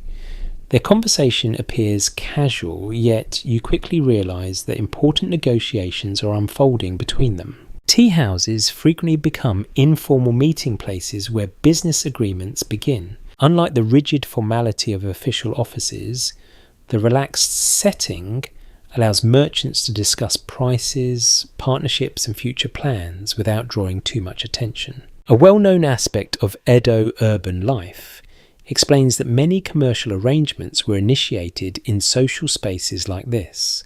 Trust formed through conversation long before contracts were written down. You notice how carefully the merchants choose their words. Their voices remain calm and polite. Neither wishes to appear overly eager, yet both clearly hope the discussion will lead to profit. The art of negotiation here involves patience. Between sentences, they pause to sip tea or enjoy small sweets placed on the table. These pauses allow each person time to consider the other's position before responding. A small but interesting practice, sometimes described in Edo merchant manuals, suggests that experienced traders paid close attention to body language during negotiations. A slight hesitation or subtle shift in tone could reveal uncertainty or opportunity. You observe the two merchants again. One of them gently taps the edge of his cup while listening to the other's proposal. The movement is subtle, yet it suggests careful thought. Around the room, other customers enjoy their evening quietly. A pair of travellers discusses the condition of the roads outside the city. Two artisans share a plate of sweet dumplings while laughing about a recent festival. The tea house creates a small island of calm within the larger energy of Edo. You notice the interior decorations as you relax. A painted scroll hangs on the wall, showing a mountain landscape partially hidden by mist. Beside it stands a simple flower arrangement placed carefully in a ceramic vase. Beauty here feels restrained and peaceful. Cultural historians often point out that tea houses reflected many aesthetic principles associated with Japanese tea culture. Simplicity, balance, and attention to subtle details created an environment where conversation could unfold naturally. Even the placement of objects in the room followed quiet artistic rules. A question occasionally explored by modern researchers concerns how influential these tea house conversations were in shaping the broader merchant economy. Some believe many partnerships and trading networks began in spaces like this. Others suggest that formal agreements later confirm decisions already made elsewhere. Either way, the atmosphere clearly encourages thoughtful discussion. The attendant returns to refill your cup. The tea remains warm but gentle, encouraging you to linger rather than rush away. Outside the window, the lantern-lit street continues its steady flow of evening activity. Carriers pass by with small deliveries. Customers wander between shops still open for business. Laughter drifts faintly through the open doorway. Yet inside the tea house, the pace remains slow and measured. The two merchants across the room finally exchange small bows. Their expressions suggest satisfaction. Perhaps an agreement has been reached, or at least the foundation of one. They rise from their cushions and leave together, continuing their conversation as they step into the lantern glow outside. You finish the last sip of tea and stand slowly. As you return to the street, the quiet warmth of the tea house lingers with you, and the merchant district continues its evening life beneath the soft lantern light of Edo. When you step back onto the street, night has fully settled over the merchant district. The sky above Edo is dark now, though the city itself glows softly under hundreds of lanterns. Their light flickers across wooden walls, polished shop signs, and the occasional face of someone passing by on evening errands. Yet the closing of daylight does not bring the end of activity. Instead, the district quietly changes character. Many shops are beginning to slide their shutters closed, but the streets remain lively with a different kind of energy. Workers finishing their duties linger in small groups. Apprentices deliver the last packages of the day, and scattered through the neighbourhood are small pockets of entertainment. You follow the sound of laughter toward a corner where a crowd has gathered. At the centre stands a storyteller. He balances comfortably on a small wooden platform, holding a folded fan in one hand. The fan becomes a prop as he speaks, sometimes representing a sword, sometimes a letter, sometimes a gesture of surprise. His voice rises and falls dramatically while the audience listens with complete attention. Storytelling performances like this have long been part of Japanese popular culture. Known as rakugo or other narrative traditions, These performances often combine humour, suspense, and exaggerated characters. The storyteller shifts his voice slightly to represent a nervous merchant negotiating with a stubborn customer. The crowd bursts into laughter as he imitates the merchant's worried expression. Even after a long day of work, people clearly enjoy moments like this. A widely accepted cultural observation about Edo urban life notes that entertainment became increasingly accessible to ordinary citizens during the Tokugawa era. As cities grew and merchant wealth expanded, popular amusements developed alongside the commercial economy. Performers, musicians, and storytellers travelled between districts, offering small but memorable experiences to the evening crowds. You move closer to the audience. Children sit near the front while adults stand behind them in a loose circle. The storyteller continues his tale, occasionally snapping the fan closed to punctuate a dramatic moment. His skill lies not in elaborate scenery, but in imagination. With only his voice and a few gestures, he brings entire scenes to life. A small detail recorded in several Edo entertainment guides mentions that talented storytellers often memorize dozens of different tales, each suited to particular audiences.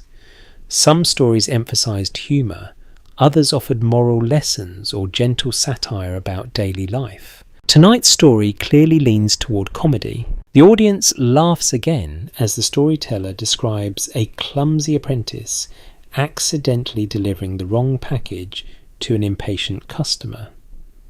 The exaggerated expressions make the mistake seem far more dramatic than it likely was. Nearby, a pair of musicians begins tuning small instruments. One carries a shamisen, its 3 strings producing a sharp but pleasing tone when plucked. Soon they join the gathering, adding music between sections of the story. The sound spreads softly across the lantern-lit street. Even merchants who have already closed their shops pause briefly to listen before returning home. Cultural researchers frequently highlight how these small performances help shape the shared identity of Edo's urban population. The stories often reflected familiar situations, allowing listeners to recognize pieces of their own lives within the humour. You notice a merchant leaning against a doorway, smiling quietly as he listens. Perhaps he recognizes himself in the storyteller's exaggerated character. A thoughtful question, sometimes explored by scholars, concerns whether these performances serve primarily as entertainment or as subtle commentary on everyday frustrations within Edo society.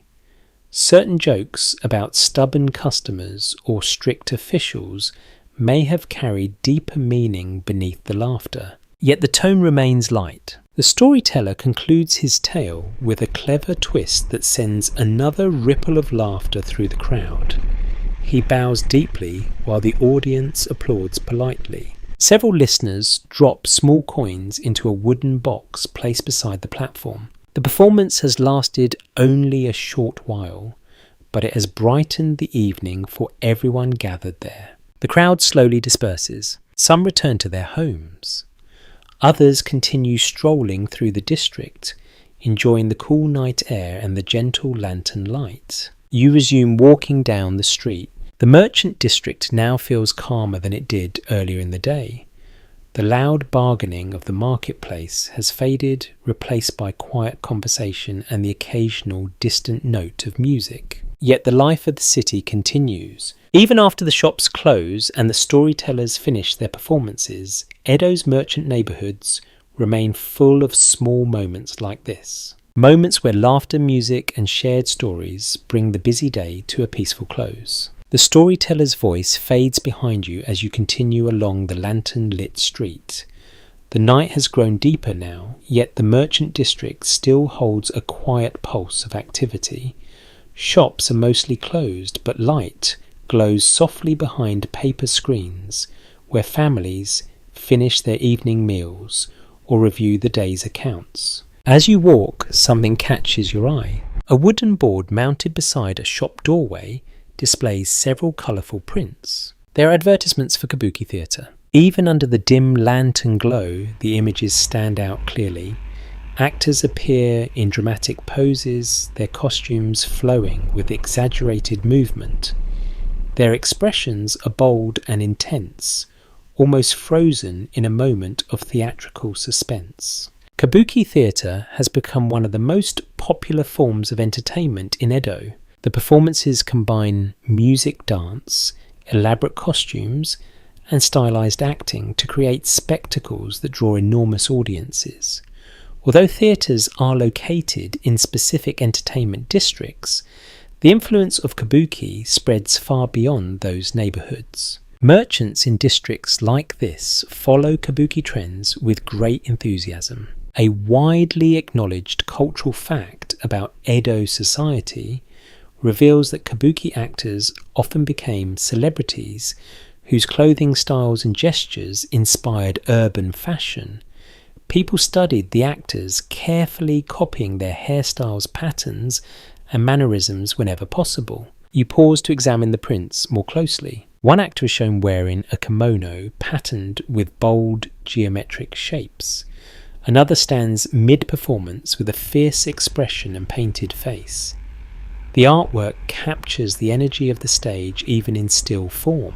Inside the nearby shop, you hear quiet conversation. Curious, you step closer and look through the partially open door. Two merchants sit beside a low table examining a fresh set of kabuki prints just delivered from a publisher.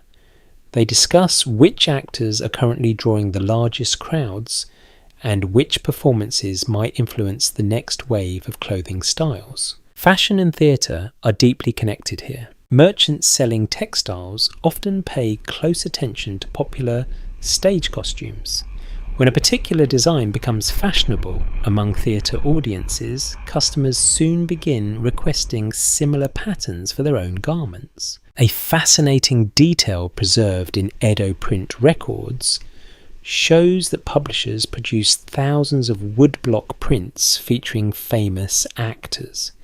These prints circulated widely through the city, allowing even people who never attended the theatre to recognise the stars of the stage. In a sense, the prints functioned like early celebrity portraits. You watch as one merchant holds a print close to the lantern light, studying the costume carefully. He points to the sleeve pattern and suggests that customers might soon request fabrics with a similar design. His colleague nods thoughtfully. Commerce moves quickly when new trends appear. You step back outside and continue walking. Further along the street, another shop window displays small illustrated booklets containing kabuki stories. Passers-by pause to flip through the pages, enjoying the dramatic illustrations. Cultural historians often emphasize how kabuki theatre helped shape the vibrant urban culture of Edo. While samurai maintained political authority, merchants and artisans played a major role in creating the city's popular entertainment and fashion trends. The merchant districts became centres where these ideas spread. You notice a group of apprentices gathered around one of the posters. They whisper excitedly while pointing at the image of a famous actor known for heroic roles. One apprentice imitates the actor's dramatic pose, causing the others to laugh. Even those who rarely attend the theatre still absorb its influence. The exaggerated gestures, the dramatic clothing, the heroic stories all become part of the city's shared imagination. You continue walking until you reach a small print seller's stall still open despite the late hour. Lantern light illuminates dozens of colourful woodblock prints hanging from thin cords. The seller greets you politely and explains that several of the prints depict scenes from the newest kabuki performances. The artwork is detailed and vibrant. Each line carved into the woodblock has been carefully inked before pressing the paper onto the surface. The result captures not only the actor's likeness, but also the swirling energy of the stage. Observers studying Edo culture sometimes reflect on how these prints helped spread visual ideas rapidly across the city. A design introduced in the theatre could appear in clothing decorations and everyday conversation within a surprisingly short time. The merchant district plays a central role in that process. Here prints are sold, fabrics are designed, and customers carry new fashions into their homes. You take one last look at the kabuki posters before continuing down the quiet street. The lantern light flickers gently against the wooden walls, and somewhere across the vast city of Edo, actors are performing on brightly lit stages while their influence quietly travels through neighborhoods like this one. The kabuki posters fade behind you as you continue walking deeper into the merchant district. Night has settled comfortably across the city now. Lanterns glow softly outside doorways, and the air carries the calm feeling that follows a long day of trade. Yet beneath this quiet surface lies an interesting tension. Wealth exists here, but it must remain carefully hidden. You notice it first in the clothing people wear. Most garments appear modest at a glance. Colours remain subdued, patterns look simple. But when lantern light catches the fabric at the right angle, subtle details appear. Fine weaving, elegant stitching, hidden patterns that only reveal themselves when the wearer moves. This quiet elegance is not merely a matter of taste. It also reflects the rules that govern society during the Tokugawa period. Authorities issued a variety of sumptuary regulations intended to preserve the official social order. These rules attempted to control how different classes displayed wealth through clothing, housing, and everyday objects. Merchants, despite often becoming financially successful, were expected to maintain modest appearances. A well-established historical record confirms that these restrictions appeared regularly in Tokugawa law codes. Bright colours, luxurious fabrics, or elaborate decorations were sometimes reserved for higher-ranked groups such as samurai. Yet human creativity rarely disappears simply because rules exist. Instead, merchants learned how to express wealth in quieter ways. You pass a clothing shop where a merchant carefully folds a kimono beneath lantern light. From a distance, the garment appears plain, dyed in a deep shade of indigo. But when he lifts the sleeve slightly, the interior lining reveals an intricate design of cranes and waves. The hidden artwork remains invisible to casual observers. Only the wearer and those invited to look closely will ever see it. This subtle approach becomes a signature style within merchant culture. Rather than displaying wealth openly, many merchants prefer objects whose quality reveals itself gradually. You continue down the street and notice another example. A lacquerware shop displays several wooden boxes arranged neatly on a low shelf. Their surfaces look almost black in the dim light. Yet when the lantern flame flickers across the lacquer, delicate gold patterns emerge from the darkness. The effect is quiet but unmistakably refined. A small observation preserved in certain Edo household writings describes how merchants sometimes took pride in owning objects whose beauty was not immediately obvious. The pleasure came from discovering hidden craftsmanship rather than from attracting attention. Luxury becomes something private. You step inside the lacquerware shop for a closer look. The merchant greets you with a polite bow before lifting one of the boxes. He tilts it slightly so the gold flecks shimmer under the lantern light. He explains that the box was created by layering multiple coats of lacquer before polishing the surface carefully by hand. The process required patience and skill over many days. Artisanship becomes the true marker of value. You realise that many customers likely appreciate these items precisely because they avoid obvious extravagance. In a society where modesty remains an expectation, quiet sophistication becomes the ideal. Scholars examining Edo culture often note how this restrained aesthetic influenced broader Japanese design traditions.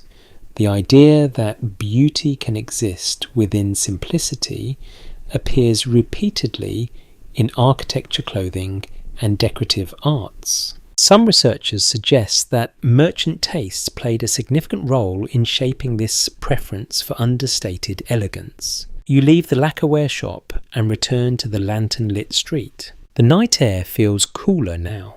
The sounds of conversation have grown softer as more residents retire to their homes. A few carriers still pass by delivering late packages, but the district gradually begins to slow. You notice a wealthy merchant stepping out of his shop. His clothing appears plain at first glance, dyed in calm shades that attract little attention. Yet the fabric moves with a smoothness that suggests exceptional quality. A subtle scent of fine incense lingers as he passes. The balance between wealth and modesty defines much of life here. Merchants may accumulate considerable fortunes through trade, but they must express that success carefully. Too much display might invite criticism or unwanted attention from officials. So the merchant districts develop their own language of quiet luxury. Fine fabrics hidden beneath simple colours. Elegant objects concealed within modest homes. Craftsmanship that rewards careful observation rather than loud admiration. You pause beneath the lantern and watch the street around you. The district feels peaceful now, yet behind many of these wooden doors lies a world of subtle refinement built by generations of merchants learning how to thrive within the boundaries of Edo society. And as the lantern light flickers gently across the quiet street, that delicate balance between prosperity and restraint continues shaping the life of the merchant quarter. The merchant district grows quieter with each passing hour, yet the movement of goods through Edo never truly stops. As you continue walking beneath the lantern light, you begin noticing packages marked with unfamiliar symbols and place names written carefully on wooden tags. These goods have travelled far. Not everything sold in Edo originates nearby. In fact, many of the most sought-after products arrive from distant provinces scattered across the Japanese islands. Merchants in this district depend on a steady flow of regional specialties moving along roads, rivers and coastal routes. You pause beside a shop where several crates have just been delivered. The merchant opens one of them carefully while an apprentice holds a lantern close enough to illuminate the contents. Inside lie bundles of finely woven silk, their texture smooth, even through the protective wrapping. These fabrics have come from Kyoto. For centuries, Kyoto has remained famous for its skilled textile production. Merchants in Edo eagerly import these goods because customers associate them with refinement and tradition. A widely recognised aspect of Edo-era commerce explains that improvements in transportation helped link Japan's regions more closely than ever before. Networks of highways, including the famous Tokaido Road, allowed goods and travellers to move between major cities with greater reliability. Those roads carried everything from luxury silk to everyday rice. You watch as another crate is opened. This one contains ceramic bowls packed carefully in straw. The merchant lifts one out and inspects the glaze under the lantern light. The deep blue pattern reflects a style typical of pottery from Western Japan. Customers in Edo enjoy collecting such items because they represent the craftsmanship of distant regions. Trade transforms the merchant district into a meeting place for products from across the country. A small but memorable note recorded in several travel journals mentions that some merchants proudly displayed maps showing where their goods originated. These maps served both practical and promotional purposes, reminding customers that the shop's merchandise came from far beyond the city walls. You imagine how impressive such a map might look hanging beside the counter. Across the street, another merchant unloads bundles of dried seaweed harvested along the northern coast. The crisp scent of the ocean drifts through the air as the packages are stacked neatly inside the shop. Each region contributes its own specialties. Northern provinces provide seafood and preserved fish. Mountain areas send timber and lacquerware. Southern regions offer sugar and exotic dyes brought through maritime trade. You continue watching the activity around the delivery. Several porters discuss the condition of the roads they travelled earlier that day. One describes a difficult river crossing where heavy rains had raised the water level. Another laughs while explaining how a stubborn mule delayed their journey near a mountain pass. Their stories reveal the long path these goods follow before reaching Edo's merchant shelves. Economic historians often emphasize that the Tokugawa government invested significant effort in maintaining road systems and travel checkpoints across the country. Although travel was regulated carefully, the infrastructure helped support reliable movement of goods and information. Without those roads, the merchant districts could never maintain such variety. You step closer to a small shop selling regional snacks. The owner proudly explains that the rice crackers displayed on his counter come from a famous bakery in another province. He describes the flavour with enthusiasm while offering a sample wrapped in paper. The cracker tastes crisp and slightly sweet. Customers clearly enjoy discovering foods associated with distant towns and villages. Each bite carries a sense of travel without leaving the city.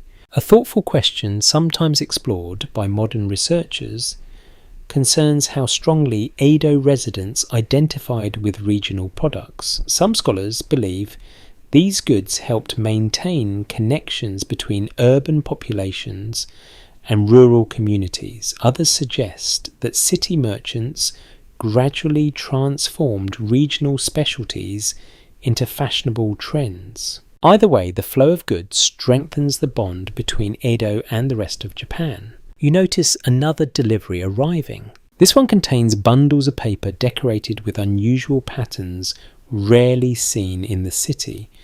The merchant explains that the designs come from a small village known for its distinctive dye techniques. Customers seeking something unique may soon gather here to examine the new patterns. The merchant district thrives on such discoveries. Every shipment offers the possibility of attracting curious buyers eager to experience something new. You continue walking through the lantern-lit street while watching these regional goods being unpacked and arranged for tomorrow's customers. The quiet night hides the complexity of the trade networks connecting countless towns, farms and workshops across the country. And within this district, merchants patiently transform those distant creations into the vibrant marketplace that helps keep Edo alive. The merchant district continues to quiet as the night deepens, yet a certain kind of alertness remains in the air. The lanterns along the street burn steadily, casting long shadows that stretch across the wooden walls of the houses. The laughter from earlier gatherings has softened, and the occasional footsteps now echo more clearly in the calm. You soon notice the figures responsible for maintaining that calm. Night watchmen, a pair of them, appears at the far end of the street, walking slowly but with deliberate attention. Each man carries a wooden clapper and a lantern. As they move, one of them strikes the clapper in a steady rhythm that travels clearly through the quiet air. The sound is simple but reassuring.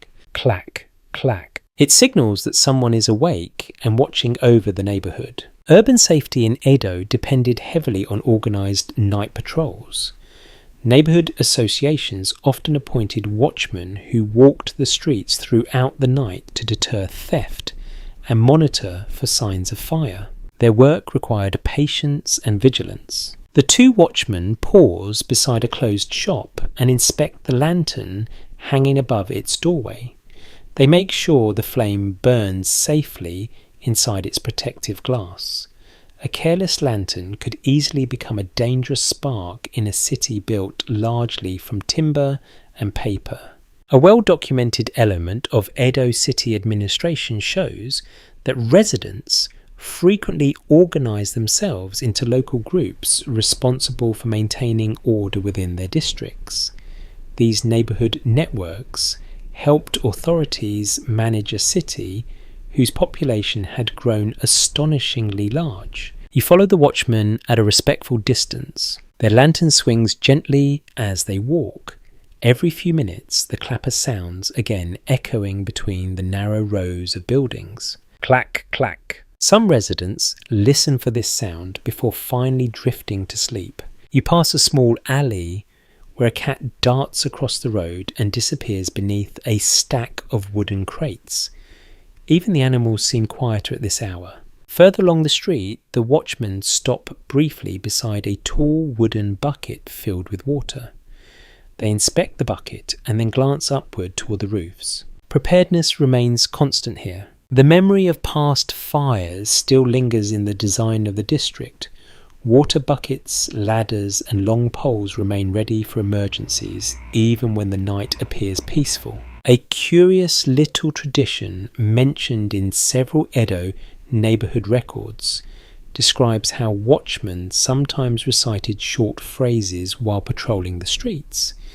These phrases reminded residents to guard against fire and theft. Their voices might call softly into the darkness, encouraging everyone to remain careful. The effect creates a sense that the entire neighbourhood participates in protecting itself. You watch as the two men continue their route. One of them adjusts the wick inside his lantern, ensuring the flame remains bright enough to illuminate the path ahead.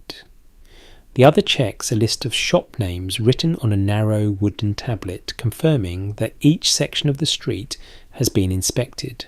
Their work may appear routine, but it plays an important role in preserving the safety of the merchant district. Without such patrols, thieves might find easy opportunities among the many valuable goods stored behind these wooden doors. You pause near a bridge, crossing one of the small canals running through the district. The water reflects the lantern light in gentle ripples. Somewhere in the distance you hear the faint creak of a boat moving slowly along the canal. Night in Edo is rarely completely silent. Even as most residents sleep carriers, fishermen and watchmen continue their quiet duties. A thoughtful point raised by several historians concerns how effective these neighbourhood patrol systems truly were. Some accounts suggest that the close cooperation between residents helped reduce crime significantly. Other sources hint that theft still occurred occasionally despite the patrols. Yet the presence of watchmen clearly provided reassurance. You see one of them pause beside a small shrine tucked between two buildings. He bows briefly before continuing his patrol. The lantern swings again, casting moving patterns of light along the street. Clack, clack. The steady rhythm continues. Gradually, the watchmen disappear around a corner, leaving the street peaceful once more. The merchant district now rests under the quiet protection of these nightly guardians. And beneath the soft glow of lanterns, Edo's wooden streets settle into the calm hours before dawn. The watchmen's clappers fade into the distance, leaving the merchant street wrapped in a peaceful hush. Lanterns still glow beside doorways, but many have been dimmed slightly to conserve oil through the night. The sounds of the district are softer now, a distant footstep, the rustle of paper doors closing. Somewhere far away a dog barks once, and then falls silent again. Yet inside many of these wooden houses, quiet work continues. You approach a shop where a faint glow still shines through the paper screen. Curious, you pause outside and listen. Inside, a merchant and his apprentice sit beside a low desk covered with ledgers. The merchant holds a brush carefully while the apprentice watches with full concentration. Together they review the day's transactions before the household sleeps. Education is a vital part of merchant life. Although Edo society places merchants near the bottom of the formal social hierarchy, many merchant families invest heavily in learning. Reading, writing, and arithmetic form the foundation of successful trade. A well-established detail about Edo period education explains that a wide network of small private schools called tokugawa operated throughout the cities and towns. These schools often began within temples, but over time they expanded into community learning centres where children studied practical subjects. Merchant families frequently sent their children to such schools. You watch through the screen as the merchant carefully points to several numbers written in the ledger. The apprentice nods and adjusts a calculation on his abacus. The wooden beads slide together with a gentle clicking sound. The lesson appears simple but important. Every sale must be recorded accurately. Goods delivered earlier in the day must match the payments received. Even the smallest error could cause confusion later. The merchant pauses to explain something quietly, his brush hovering above the paper.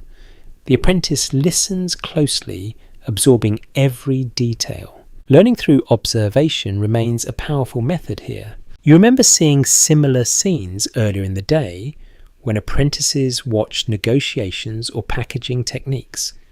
Now the focus shifts to numbers and records. A small note found in some Edo merchant handbooks suggests that shopkeepers sometimes trained their apprentices by asking them to mentally calculate prices during ordinary conversations. This exercise strengthened both memory and concentration. Commerce becomes a form of daily mathematics. You continue down the street and pass another home where children sit beside a lantern, practicing calligraphy. Their small brushes move slowly across sheets of paper as they repeat characters again and again. Writing skill matters not only for business records, but also for correspondence. Merchants exchange letters with partners in other cities, arrange shipments and negotiate agreements through written communication. Clear handwriting and polite phrasing are considered signs of professionalism. You pause to watch one of the children hold his brush carefully between his fingers. The character he writes appears slightly uneven at first, but with each attempt the lines become steadier. Patience shapes the learning process. You notice a small shelf beside the children holding several simple books. One contains moral lessons written in clear script.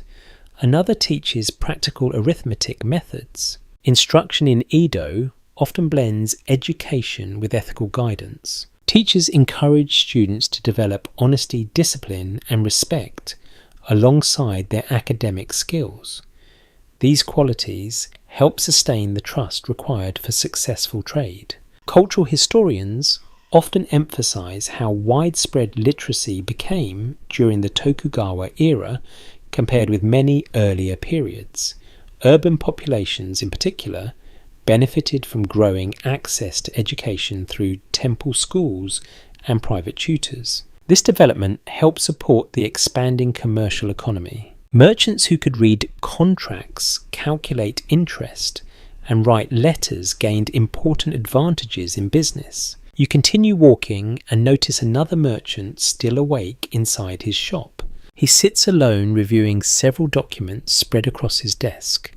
Occasionally he pauses to adjust his abacus before returning to his writing. Even after the street has quieted, the work of managing a business continues. A thoughtful question sometimes raised by researchers concerns whether the growing emphasis on practical education among merchants contributed to broader cultural changes in Japan. Some scholars believe the rise of literacy among commoners helped create a more informed and connected society. Standing here in the quiet merchant district, the idea seems quite believable. You watch as the merchant finally closes his ledger and blows out the lantern beside his desk. Darkness settles gently inside the shop. Across the street, the children practicing calligraphy finish their lesson and roll up their papers. One by one, the lights behind the paper screens begin to disappear. The district prepares for sleep, yet the knowledge gained within these quiet homes continues shaping the merchants who will reopen their shops with the sunrise. The merchant district now rests in the gentle quiet of late night. Lanterns that once illuminated busy storefronts have been dimmed or extinguished, leaving only a few soft glows scattered along the street.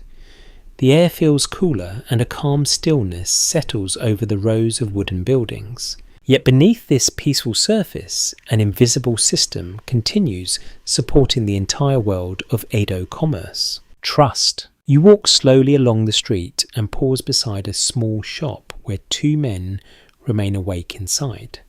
The sliding door is partially open, allowing a lantern's glow to spill across the road. Inside, the men sit opposite each other at a low table. Between them lies a narrow document written in careful brush strokes. Neither man speaks loudly. Their conversation unfolds with patience and deliberate calm. They are discussing credit. Unlike modern stores, where payment often occurs immediately, many Edo merchants rely heavily on delayed transactions. Goods are delivered first, while payment may follow weeks or even months later. This system works only because reputation holds enormous value. A broadly accepted understanding of Edo commercial culture explains that a merchant's good name functions almost like currency. Shopkeepers known for honesty and reliability can secure goods and loans more easily than those with uncertain reputations. You observe how seriously the two men treat the document between them. One merchant points gently to a line of text while explaining the delivery schedule. The other nods thoughtfully before dipping his brush into ink and adding his signature. Their agreement may involve hundreds of coins, yet the entire exchange happens quietly on a single sheet of paper. Trust supports the transaction. You notice that the paper contains several seals stamped in red ink. Each seal represents the personal mark of a merchant house. These marks serve as signatures recognized across trading networks. A curious practice occasionally mentioned in merchant correspondence describes how families guarded their seals carefully, storing them in small wooden boxes to prevent misuse. Losing control of one seal could create serious problems if someone attempted to forge agreements. Identity and responsibility are closely connected. You continue down the street until you reach another shop where a clerk sorts through several bundles of documents tied with string. Each bundle contains records of previous transactions. Dates, amounts, and names appear neatly arranged on the pages. These records allow merchants to track debts and confirm agreements long after the goods have been delivered. Keeping accurate records protects everyone involved. Economic historians frequently emphasize how detailed documentation became a hallmark of Edo commerce. Even relatively small shops maintained careful archives of contracts and correspondence. The practice reflects a culture where written promises carried great importance. You hear footsteps behind you as a merchant approaches carrying a small lantern. He greets the clerk and hands over a sealed letter. The clerk examines the seal before placing the letter into a wooden tray reserved for incoming correspondence. The message will likely be opened and recorded in the morning. Communication between merchant houses often occurs through written letters like this one. News about shipments, payments, and market conditions travels through these quiet exchanges. A small detail preserved in some Edo merchant manuals suggests that experienced traders often judged potential partners not only by their financial success, but also by their punctuality in responding to letters. Prompt replies signaled reliability. You continue walking through the sleeping district. Most houses are dark now, though a few lanterns remain glowing faintly behind paper screens where merchants review documents or plan the next day's work. The entire district feels like a network of relationships woven together through years of trust. Each merchant knows which partners can be relied upon during difficult times. Each customer understands which shops offer fair prices and honest goods. Researchers studying Edo commercial culture sometimes reflect on how these trust-based systems help sustain long-distance trade across the country. Without modern banking institutions, merchants depended heavily on personal relationships and shared reputations. In many ways, the strength of these networks allowed the merchant class to flourish, despite their officially low status. You pause beside a small shrine standing quietly at the corner of the street. A lantern burns beside it, illuminating the carved wooden figure within. Merchants occasionally stop here to offer prayers for successful trade and honest dealings. Spiritual reassurance blends naturally with practical business habits. You take one last look at the silent street. Though the buildings appear still and dark, countless agreements, promises, and reputations connect to the merchants who live here. And those invisible bonds of trust will quietly guide tomorrow's business when the lanterns are lit again and the merchant district awakens with the sunrise. The merchant district now rests in its deepest quiet. The lanterns along the street burn low, and the footsteps that once filled the evening have mostly disappeared. Only an occasional watchman or late returning worker passes through the soft pools of light. Yet inside the houses lining the street, the next generation of merchants is already growing. You pause beside a home where faint whispers drift through the paper screen. A small lantern still glows within, revealing the gentle scene of a family preparing for sleep. Children in merchant households grow up surrounded by trade. From their earliest years, they watch goods being unpacked, customers arriving at the counter, and packages leaving the shop for distant neighbourhoods. Commerce becomes part of daily life long before they fully understand its complexities. Inside the room, you see two young siblings kneeling beside their mother while she folds the last of the day's garments. The children ask quiet questions about the shop. Their curiosity reflects the world they are growing into. A broadly accepted historical observation about merchant families explains that business knowledge often passed down through generations. Parents introduce their children gradually to the responsibilities of running a shop, teaching them not only practical skills, but also the values expected within the merchant community. Honesty, patience, and discipline form the foundation of this upbringing. You notice one of the children holding a small wooden abacus. The beads slide slowly as he experiments with simple numbers under the watchful eye of his mother. Learning begins early. Even before formal schooling, children absorb lessons simply by observing the routines around them. They watch how adults greet customers, how goods are displayed carefully, and how records are kept with meticulous attention. The house itself becomes a classroom. You continue walking and soon hear laughter from another home further down the street. Inside, several children play a quiet game, while their father finishes writing in a ledger nearby. Their voices remain soft so as not to disturb neighbours resting after the long day. Children in the merchant districts do find moments of play. They spin tops in the street during daylight hours, chase each other between the buildings, and invent games using scraps of paper or pieces of wood left from packaging crates. One charming detail mentioned in certain Edo childhood diaries describes how merchant children sometimes practiced pretending to run shops of their own. They would arrange small stones or shells as imaginary goods and take turns playing the roles of merchant and customer. Even their games reflect the world around them. You pass another house where an older child sits beside his father, reviewing a delivery list. The boy traces the characters on the paper slowly with his finger, while the father explains each item. Responsibility grows gradually. At first, children perform small tasks such as sweeping the entrance or carrying light packages. As they grow older, they may assist with simple sales or accompany apprentices on deliveries. By the time they reach adolescence, many have already developed a strong understanding of how the family business operates. Social historians studying Edo urban life often note how closely family identity became tied to occupation. A merchant household's reputation extended beyond the current shopkeeper to include ancestors and descendants alike. Success or failure could affect several generations. You notice the care with which families prepare their children for this responsibility. Discipline does not mean harshness.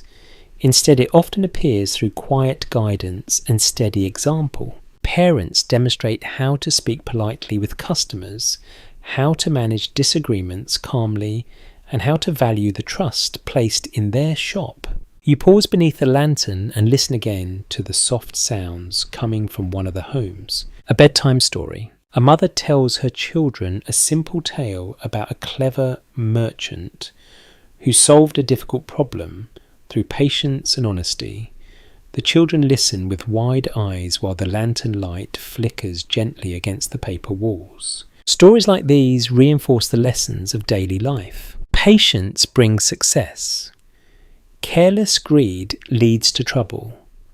Hard work supports the prosperity of the family. You realise that the merchant district is not simply a place where goods are bought and sold. It is also a place where values, skills, and traditions pass quietly from one generation to the next. Soon the story ends, and the lantern inside the house dims. The children settle into sleep. Outside, the street remains calm beneath the fading lantern light. And within these quiet homes, the future merchants of Edo dream peacefully while the city rests around them. The night deepens further, and the merchant district feels wrapped in a gentle calm. The lanterns that once lit the streets so brightly now burn with softer flames, their glow reflecting faintly off wooden shutters and quiet canal water nearby. You walk slowly through the stillness, noticing how different the district feels compared to the busy daylight hours. Yet even in this quiet moment, the rhythm of the seasons continues shaping life here. Edo merchants pay very close attention to the passing of the year. Each season brings new goods, new foods, and new customs that influence the marketplace. Spring, summer, autumn, and winter each leave their mark on these streets. During spring, the merchant district fills with items celebrating renewal. Shops display fabrics decorated with blossoms. Sweet rice cakes shaped like flowers appear in food stalls. Customers prepare for festivals that welcome the warmer weather. A commonly recognized feature of Edo life is the strong cultural awareness of seasonal change. People took great pleasure in marking these transitions through clothing, food, poetry, and everyday objects. Even a small detail, such as the design on a kimono sleeve, might reflect the time of year. You imagine the merchant street during spring. Cherry blossom patterns appear in shop windows. Vendors sell fresh vegetables arriving from nearby farms. Children run through the streets carrying small branches covered with delicate pink flowers. Summer brings an entirely different atmosphere. The air grows warm and heavy. Merchants hang bamboo blinds across their shop entrances to create shade and allow breezes to pass through. Light cotton clothing replaces thicker fabrics. Food vendors begin offering chilled sweets and shaved ice to help customers cool down. An intriguing custom occasionally mentioned in Edo diaries describes merchants sprinkling water across the road in front of their shops during hot afternoons. The water settles the dust and briefly cools the surrounding air. The simple act adds comfort for both shopkeepers and visitors. Autumn arrives with crisp air and rich colours. Shops display goods associated with the harvest season. Chestnuts, persimmons, and roasted sweet potatoes appear at food stalls. Textile merchants introduce deeper shades of red and gold that echo the changing leaves in the countryside. Customers often choose clothing patterns that reflect these seasonal colours. The connection between nature and fashion remains strong in Edo culture. Winter transforms the district yet again. Cold winds move through the streets, and merchants hang thicker curtains across their entrances to keep warmth inside. Food vendors offer steaming bowls of noodles and hot tea to passers-by. Bundles of firewood and charcoal become valuable commodities as households prepare to heat their homes. A charming little detail recorded in several seasonal guides notes that merchants sometimes change the decorations inside their shops to match the time of year. Simple flower arrangements or painted scrolls might be replaced as the season shifted. These small adjustments kept the shop environment fresh and appealing to returning customers. You pause beside a shuttered storefront and imagine how different the same street must look across the months. In spring, it might be filled with blossoms and laughter. In summer, the scent of cooling water and sweet desserts drifts through the air. Autumn brings warm colours and harvest flavours. Winter wraps the district in quiet snow and rising steam from cooking fires. Seasonal awareness shapes the entire rhythm of commerce. Merchants plan their inventory months in advance, anticipating which goods customers will desire as the weather changes. Textile shops introduce lighter fabrics before the summer heat arrives. Food vendors prepare ingredients for winter dishes long before the first cold wind blows. Cultural scholars often reflect on how this deep appreciation for seasonal change influenced many aspects of Japanese life. Art, poetry, clothing, and cuisine all echo the subtle transitions of nature. The merchant districts of Edo become one of the places where these seasonal traditions appear most vividly in everyday life. You look up at the night sky above the quiet rooftops. Though the street now rests in silence, the cycle of seasons continues turning steadily beyond the city walls. Soon the dawn will arrive again, and with it, another day in the merchant district, shaped not only by trade and human effort, but also by the timeless rhythm of the changing year. The merchant district now rests in the calmest hours of the night.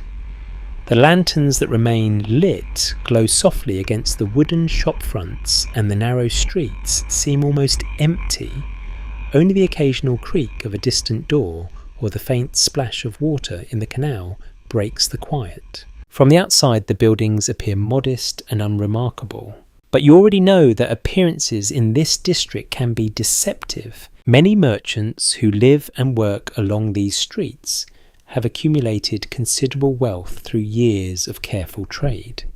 Yet that prosperity rarely shows itself openly. Instead, much of it exists behind closed doors, hidden within the private spaces of their homes. You pause beside a large merchant residence where a dim lantern still burns in an interior room. Through the paper screen, you can see a glimpse of the household's inner chamber. Unlike the simple shopfront, the room beyond contains refined furnishings arranged with careful taste. A painted folding screen stands near the wall, its surface decorated with delicate landscapes. A polished lacquer chest rests nearby, reflecting the lantern's warm glow. The contrast between the plain exterior and the refined interior is striking. One widely acknowledged feature of Edo merchant culture explains that wealthy traders often practice deliberate restraint in public displays of luxury. Because official regulations discouraged excessive extravagance among commoners, merchants developed ways to enjoy comfort without attracting attention. This approach shaped the design of many merchant homes. From the street, the buildings remain narrow and practical.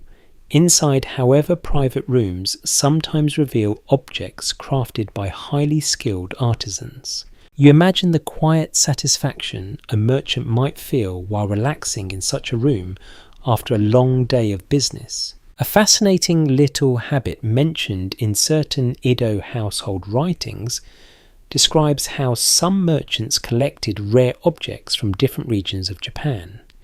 These might include fine ceramics, unusual incense holders, or beautifully carved wooden boxes. Rather than displaying them prominently in the shop, they kept the items within personal spaces where family members and trusted guests could appreciate them. Luxury becomes an intimate experience rather than a public statement. You continue walking until you reach another residence where the sound of soft conversation drifts through the wall. Inside, two merchants sit together examining a small object placed on the table between them.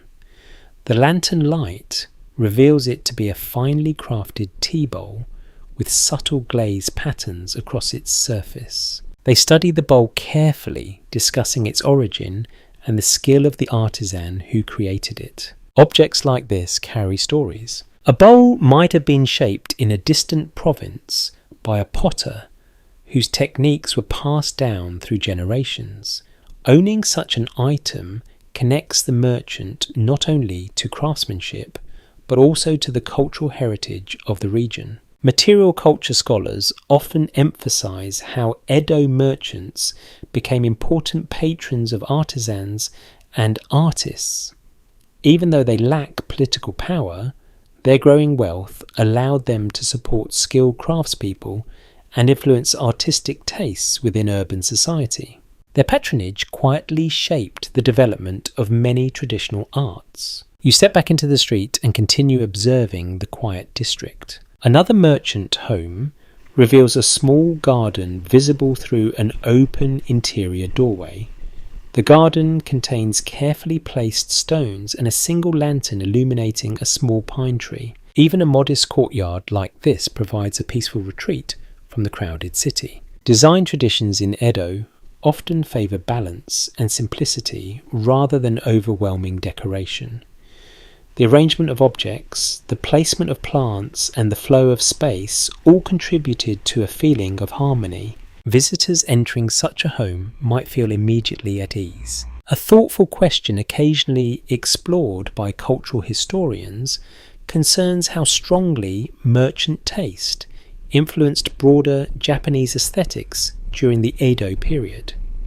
Some researchers suggest that the understated elegance favoured by merchants gradually spread beyond their class and became widely admired. Others argue that the aesthetic had deeper roots in earlier traditions. Either way, the merchant districts clearly played a role in nurturing these preferences. You pause beneath another lantern and imagine the quiet lives unfolding inside these homes. Families share meals together. Merchants review their accounts. Children sleep peacefully in the back rooms. And within these private spaces, wealth expresses itself through comfort, craftsmanship, and quiet beauty rather than public display. From the outside, the street remains simple and unassuming, but behind many of these wooden walls lies a hidden world of refinement, shaped by the careful success of Edo's merchant families. The night continues to stretch quietly across the merchant district. Most homes now rest in darkness, though a few lanterns still glow faintly behind paper walls where someone remains awake a little longer than the rest. You walk slowly past the shop where a low voice carries through the thin screen. Inside, two merchants sit across from one another, speaking in careful tones. Between them lies a document written on thick paper. A brush rests beside the inkstone, waiting for the final mark that will complete the agreement. Even in a peaceful merchant district, disagreements occasionally arise. Goods might arrive damaged. A shipment might be delayed by weather. A payment may not arrive when expected. When such problems occur, merchants prefer to resolve them quietly. Open conflict could damage reputation. Instead, discussions like the one unfolding inside this shop become the preferred path toward resolution. A commonly noted feature of Edo commercial culture is that many disputes were settled through negotiation rather than formal court proceedings. Merchant communities developed their own methods of mediation designed to preserve relationships between trading partners. You watch as one of the men gestures toward the document, explaining his position with calm patience. The other listens carefully before responding.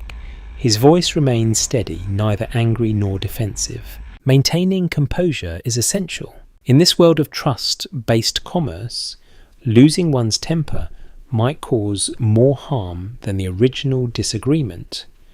Merchants therefore learn to approach disputes with deliberate restraint. The brush finally moves across the paper. One merchant writes a short amendment to the contract, adjusting the terms of a delivery schedule. The other reads the change carefully before placing his personal seal beside the new text. the problem appears resolved. A small but interesting practice described in some Edo merchant records notes that respected elders within the community occasionally acted as informal mediators during more complicated disagreements. Their experience and reputation allowed them to guide discussions toward fair outcomes. These mediators helped maintain harmony within the merchant networks. You continue walking down the street and soon pass another building that functions as a kind of meeting place for local shopkeepers. Inside, several merchants sit together reviewing documents and discussing minor issues affecting their neighbourhood.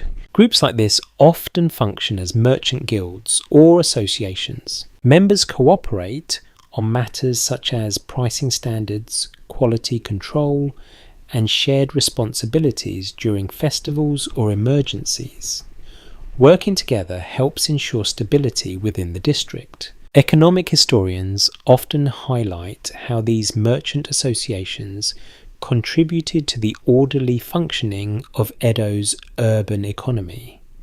By coordinating their activities, shopkeepers reduced conflicts that might otherwise disrupt trade. You notice one merchant presenting a small wooden box to the group. Inside the box rests a sample of cloth recently delivered from another city.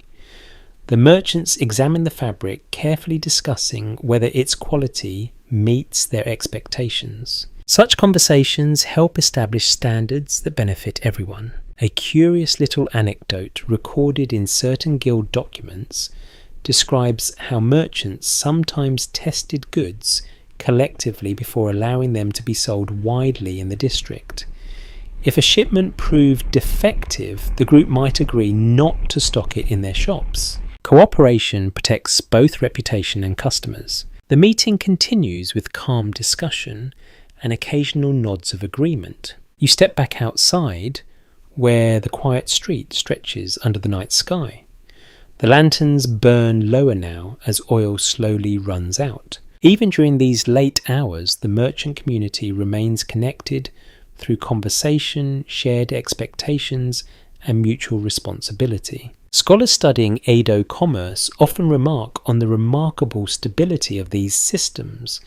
Despite the enormous size of the city and the complexity of its trade networks, merchant districts generally operated with surprising order. Trust, cooperation, and careful negotiation played central roles. You look once more at the meeting hall where the merchants continue their discussion. Their voices remain calm, their decisions measured. And within this quiet culture of negotiation and cooperation, the merchant district preserves the harmony necessary for commerce to flourish day after day. The merchant meeting hall grows quiet behind you as the last of the shopkeepers finish their discussions and return to their homes. The street outside lies almost completely still now. Only the faint glow of a few remaining lanterns illuminates the narrow road. Yet even in this quiet hour, the influence of the merchant districts stretches far beyond these wooden walls. You continue walking and notice a small shop window displaying several illustrated books. Though the shop itself is closed, the prints visible inside the glass offer glimpses of lively scenes. One image shows elegantly dressed townspeople strolling beneath cherry blossoms. Another depicts a fashionable woman adjusting her hair ornaments while admiring a silk kimono. These pictures reflect something important. The merchant class helped shape the culture of Edo in ways that extended far beyond simple trade. A well-recognized observation among cultural historians explains that the rise of urban merchant communities during the Tokugawa period contributed greatly to the development of what later became known as chonin culture. The term refers to the lifestyle and artistic tastes of the townspeople who lived and worked in cities like Edo and Osaka. This culture celebrated everyday life. Rather than focusing only on the values of the samurai elite, artists and writers began exploring the experiences of merchants, artisans, and city residents. Their works captured the pleasures, challenges, and humour of urban existence. You imagine the bustling merchant street during the day, customers examining fabrics, vendors calling out the freshness of their food, apprentices hurrying through the crowds with deliveries. These ordinary moments gradually became subjects for art and literature. You pause beside the window and notice a book showing a lively marketplace scene. The illustration contains dozens of small figures engaged in everyday tasks. A merchant weighs rice behind his counter. A woman selects vegetables from a stall. Two children chase each other through the crowd. The attention to daily life feels almost documentary. Writers and artists of the Edo period often drew inspiration from the merchant districts because they offered endless material for storytelling. A curious detail recorded in several literary collections reveals that humorous essays and short stories about merchant life became very popular among urban readers. These works sometimes described the awkward mistakes of apprentices or the clever strategies of shopkeepers negotiating difficult customers. Readers enjoyed seeing familiar situations reflected in print. You walk a little further and pass another display showing woodblock prints of fashionable clothing designs. The patterns resemble the fabrics you saw earlier in the textile shops. Waves, flowers, and geometric shapes appear carefully arranged across the garments worn by the figures in the print. Fashion spreads quickly through cities like Edo. When a new style appears in the merchant district, artists often capture it in their work.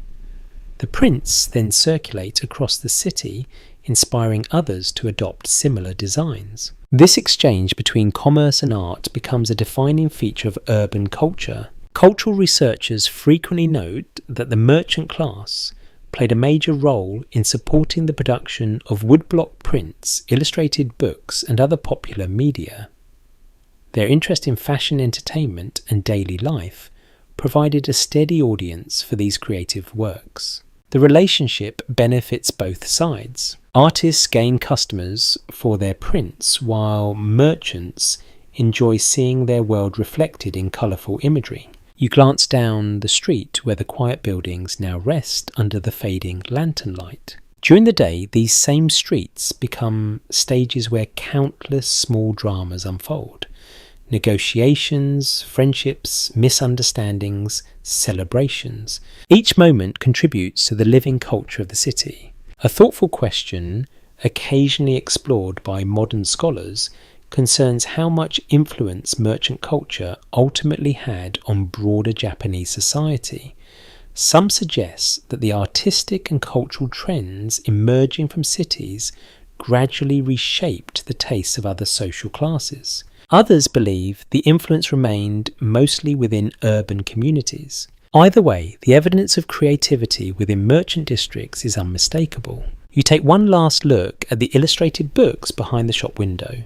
Their pages capture the spirit of Edo's townspeople in lively colours and expressive scenes. And as the quiet night continues around you, it becomes clear that the merchants of this district have helped shape not only the economy of the city, but also the cultural imagination of an entire era. The merchant district now rests under the deepest stretch of night. Most lanterns have burned out completely, leaving only a few scattered lights glowing faintly at crossroads and near small shrines. The wooden houses stand quietly side by side, their sliding shutters closed, their paper windows dark. Yet Edo itself never fully sleeps. As you walk farther down the street, you begin noticing small movements that reveal the city's continuing life. A lone figure appears in the distance, carrying a lantern while pushing a narrow handcart. The wheels creak softly against the ground. When the man passes under a remaining lantern, you see bundles of wrapped packages stacked carefully on the cart. These deliveries will arrive before morning so that shopkeepers can begin their business without delay. Even during the quietest hours, the flow of goods continues. A widely acknowledged aspect of Edo's urban system is that the city depended on constant logistical activity. With a population that may have exceeded 1 million residents during the 18th century, supplies had to move steadily through the streets to keep markets functioning. That movement did not stop simply because most people had gone to sleep. You follow the road toward a canal where several small boats sit tied beside the wooden dock. One of them is preparing to depart. Two men quietly load baskets filled with produce into the boat. The vegetables were likely harvested outside the city earlier in the evening and transported overnight so they can appear fresh in the morning markets. The water reflects the lantern light in gentle ripples. A curious little practice, described in some Edo travel accounts, mentions that many food deliveries were intentionally scheduled during late hours to avoid daytime congestion. Moving goods through crowded streets during busy market hours could slow the entire process. Night therefore became an important part of the city's supply system. You watch as the men push the boat away from the dock. The oars dip quietly into the water and the vessel begins gliding along the canal toward another district where merchants will soon receive the produce. Further along the street, you notice a small food stall still open. The vendor sits beside a pot of broth simmering over low coals. A few late-night customers gather around the stall, speaking in soft voices while enjoying bowls of noodles. Perhaps they are travellers who have just arrived in the city. Perhaps they are workers finishing a long shift somewhere nearby. Either way, the stall provides warmth and comfort during the silent hours before dawn. You sit briefly on a wooden bench and watch the quiet scene. The vendor lifts noodles from the pot and places them into bowls with practiced movements. Steam rises gently into the cool air. A small but charming detail recorded in several Edo food guides suggests that certain late-night vendors became famous for serving specific dishes during these quiet hours. Regular customers might walk across several streets simply to enjoy a bowl of their preferred noodles. Even in the middle of the night, culinary reputation still matters. You finish watching the stall and continue along the canal path. The city feels different now than it did during the busy daylight hours. Without crowds and market noise, you can hear the subtle sounds that usually disappear in the background. Water moving beneath the bridge, wind brushing against wooden shutters, a distant bell ringing somewhere far across the sleeping city. Urban historians sometimes reflect on how these late-night activities reveal the hidden infrastructure that supports Edo's enormous population. Deliveries, food preparation, transportation, and night patrols all operate quietly while most residents rest. By morning, the results of this invisible work will appear as fresh goods on shop counters and clean streets ready for customers. You stop on the bridge and look back toward the merchant district. Rows of dark rooftops stretch into the distance beneath the faint starlight. Though the buildings appear still, countless preparations are already underway for the next day of trade. Soon the first lanterns will be relit. Shop shutters will slide open. Customers will return to the streets, and the merchant district will once again fill with the sounds and scents of daily life. For now, however, the city continues breathing softly through its quiet nighttime routines. The night begins its slow approach toward morning. The sky above Edo has not yet brightened, but the darkness no longer feels as deep as it did earlier. A faint coolness settles over the merchant district, and the quiet streets seem to pause in a moment of rest before the next day begins. You continue walking through the sleeping neighbourhood, noticing how peaceful everything appears. But beneath that calm surface lies a reality every merchant understands. Success here can be fragile. The prosperity you observed earlier in the day depends on many factors that merchants cannot fully control. Trade offers opportunity, yet it also carries constant risk. A firmly documented characteristic of Edo commerce reveals that businesses could rise or fall quickly depending on harvest conditions, transportation delays, or sudden fires within the city. A merchant who enjoyed strong profits one year might face serious difficulties the next. The uncertainty becomes part of daily life. You pass a shop whose wooden sign looks older than those around it.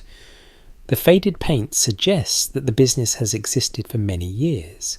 Perhaps several generations of the same family work behind that counter. Yet not every shop survives that long. You remember the stories told earlier in the district about fires spreading across rows of wooden houses. When such disasters occur, entire neighbourhoods may be destroyed within hours. Even after rebuilding begins, some merchants never recover financially. A small observation preserved in certain Edo merchant diaries mentions that shopkeepers often stored their most important account books in protective boxes near the entrance of their homes.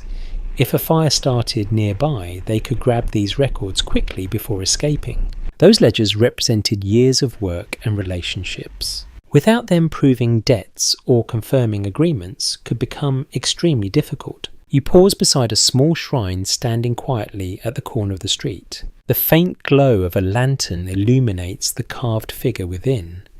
Merchants sometimes visit shrines like this to offer prayers for prosperous trade or protection from disaster. Spiritual comfort often accompanies practical caution. The risks of commerce extend beyond natural disasters. Market conditions can also shift unexpectedly. If a shipment arrives late or a new competitor opens a shop nearby, customer habits might change quickly. Economic historians frequently note that merchant families developed careful strategies to survive these uncertainties. Some diversified their businesses by selling multiple types of goods. Others built partnerships with distant suppliers to ensure steady deliveries.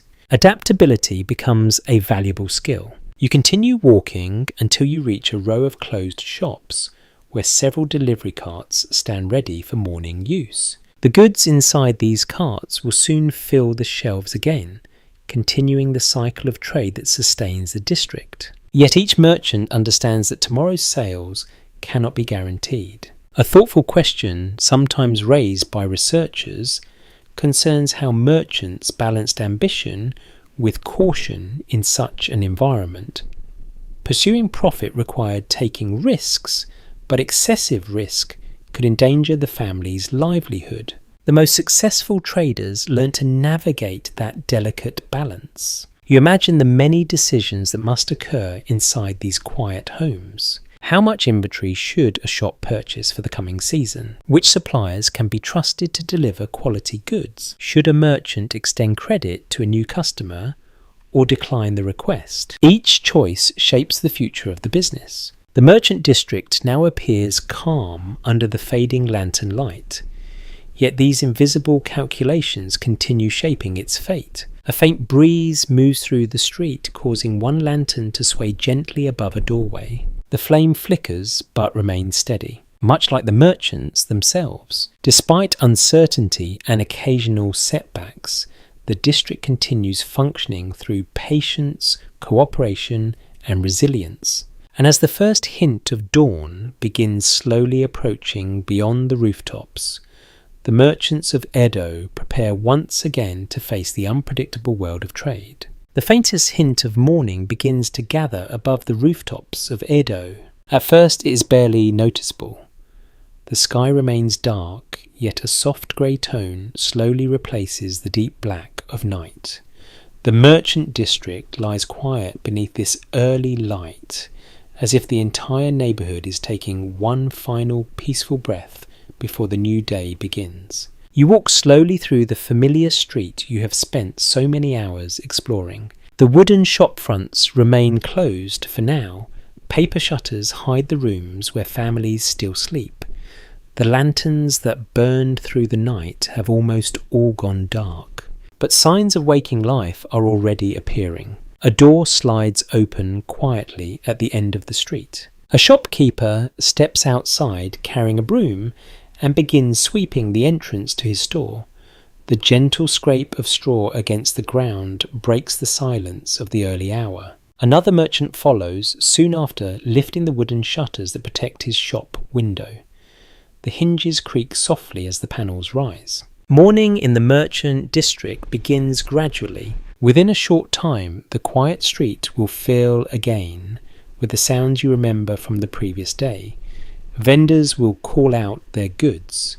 Apprentices will hurry along the road carrying bundles. Customers will arrive searching for fabrics, food, and countless other necessities. This daily rhythm has repeated itself across Edo for generations. A widely recognised historical perspective notes that merchant communities played a vital role in sustaining one of the largest cities in the world during the 18th century. Their shops supplied clothing, food tools, and countless everyday goods needed by Edo's vast population. Though ranked low within the official social hierarchy, their work helped keep the city alive. You pause near the canal, where a small boat is arriving with baskets of fresh vegetables. The boatman ties the rope to the dock while porters begin unloading the cargo. Within minutes, these vegetables will appear in the market stalls. The quiet preparations of the night now transform into the energy of morning commerce. You walk past the bathhouse you visited earlier. Steam already rises from its roof vents as workers prepare the water for the first customers of the day. Further along, a textile merchant opens his doors and begins arranging fabrics in the entrance display. The colours catch the soft light of dawn. Everywhere you look, the district is awakening. A charming observation sometimes mentioned in Edo travel accounts describes how visitors often admired the discipline of these morning routines. Shopkeepers opened their doors at nearly the same time each day, creating the impression that the entire district woke together like a living organism. You see that rhythm forming now. One shop after another opens its shutters. Apprentices appear carrying water buckets to clean the entrances. The first food vendors arrive pushing small carts loaded with ingredients. Soon the familiar scents begin drifting through the air. Soy broth warming over charcoal. Fresh rice steaming in kitchen pots. Grilled fish prepared for early customers. The street that only moments ago felt peaceful and empty now prepares to welcome a new day of trade. You pause beneath the growing morning light and look once more along the length of the merchant district. Here in these narrow streets, thousands of quiet decisions and daily routines shape the life of the city. Merchants negotiate prices, apprentices learn their craft, families support one another, and goods from distant provinces find their way into countless homes. Some modern historians continue to reflect on how the merchants of Edo managed to balance humility with prosperity, restraint with creativity, and tradition with innovation. Their world may appear simple at first glance, but as you have seen, it contains remarkable complexity. Now the sunlight finally begins to reach the rooftops. The first true rays of morning slide across the wooden buildings and touch the road where the day's first customers are already arriving. You feel the calm satisfaction of having walked through an entire cycle of life in this merchant district. From dawn to night and back again. The street now grows steadily brighter and the sounds of the waking city begin to surround you once more. So now, as the lanterns fade and the sunlight rises, you can let the quiet rhythm of Edo drift gently through your thoughts. The merchants will continue their work, the streets will fill with voices and footsteps, and the steady life of the district will move forward just as it has for generations. Take a slow breath. Allow the images of lantern light, wooden streets, and quiet conversations to soften and fade. The city rests and wakes in its own gentle rhythm. And as the morning spreads across Edo, you can finally close your eyes. Sweet dreams.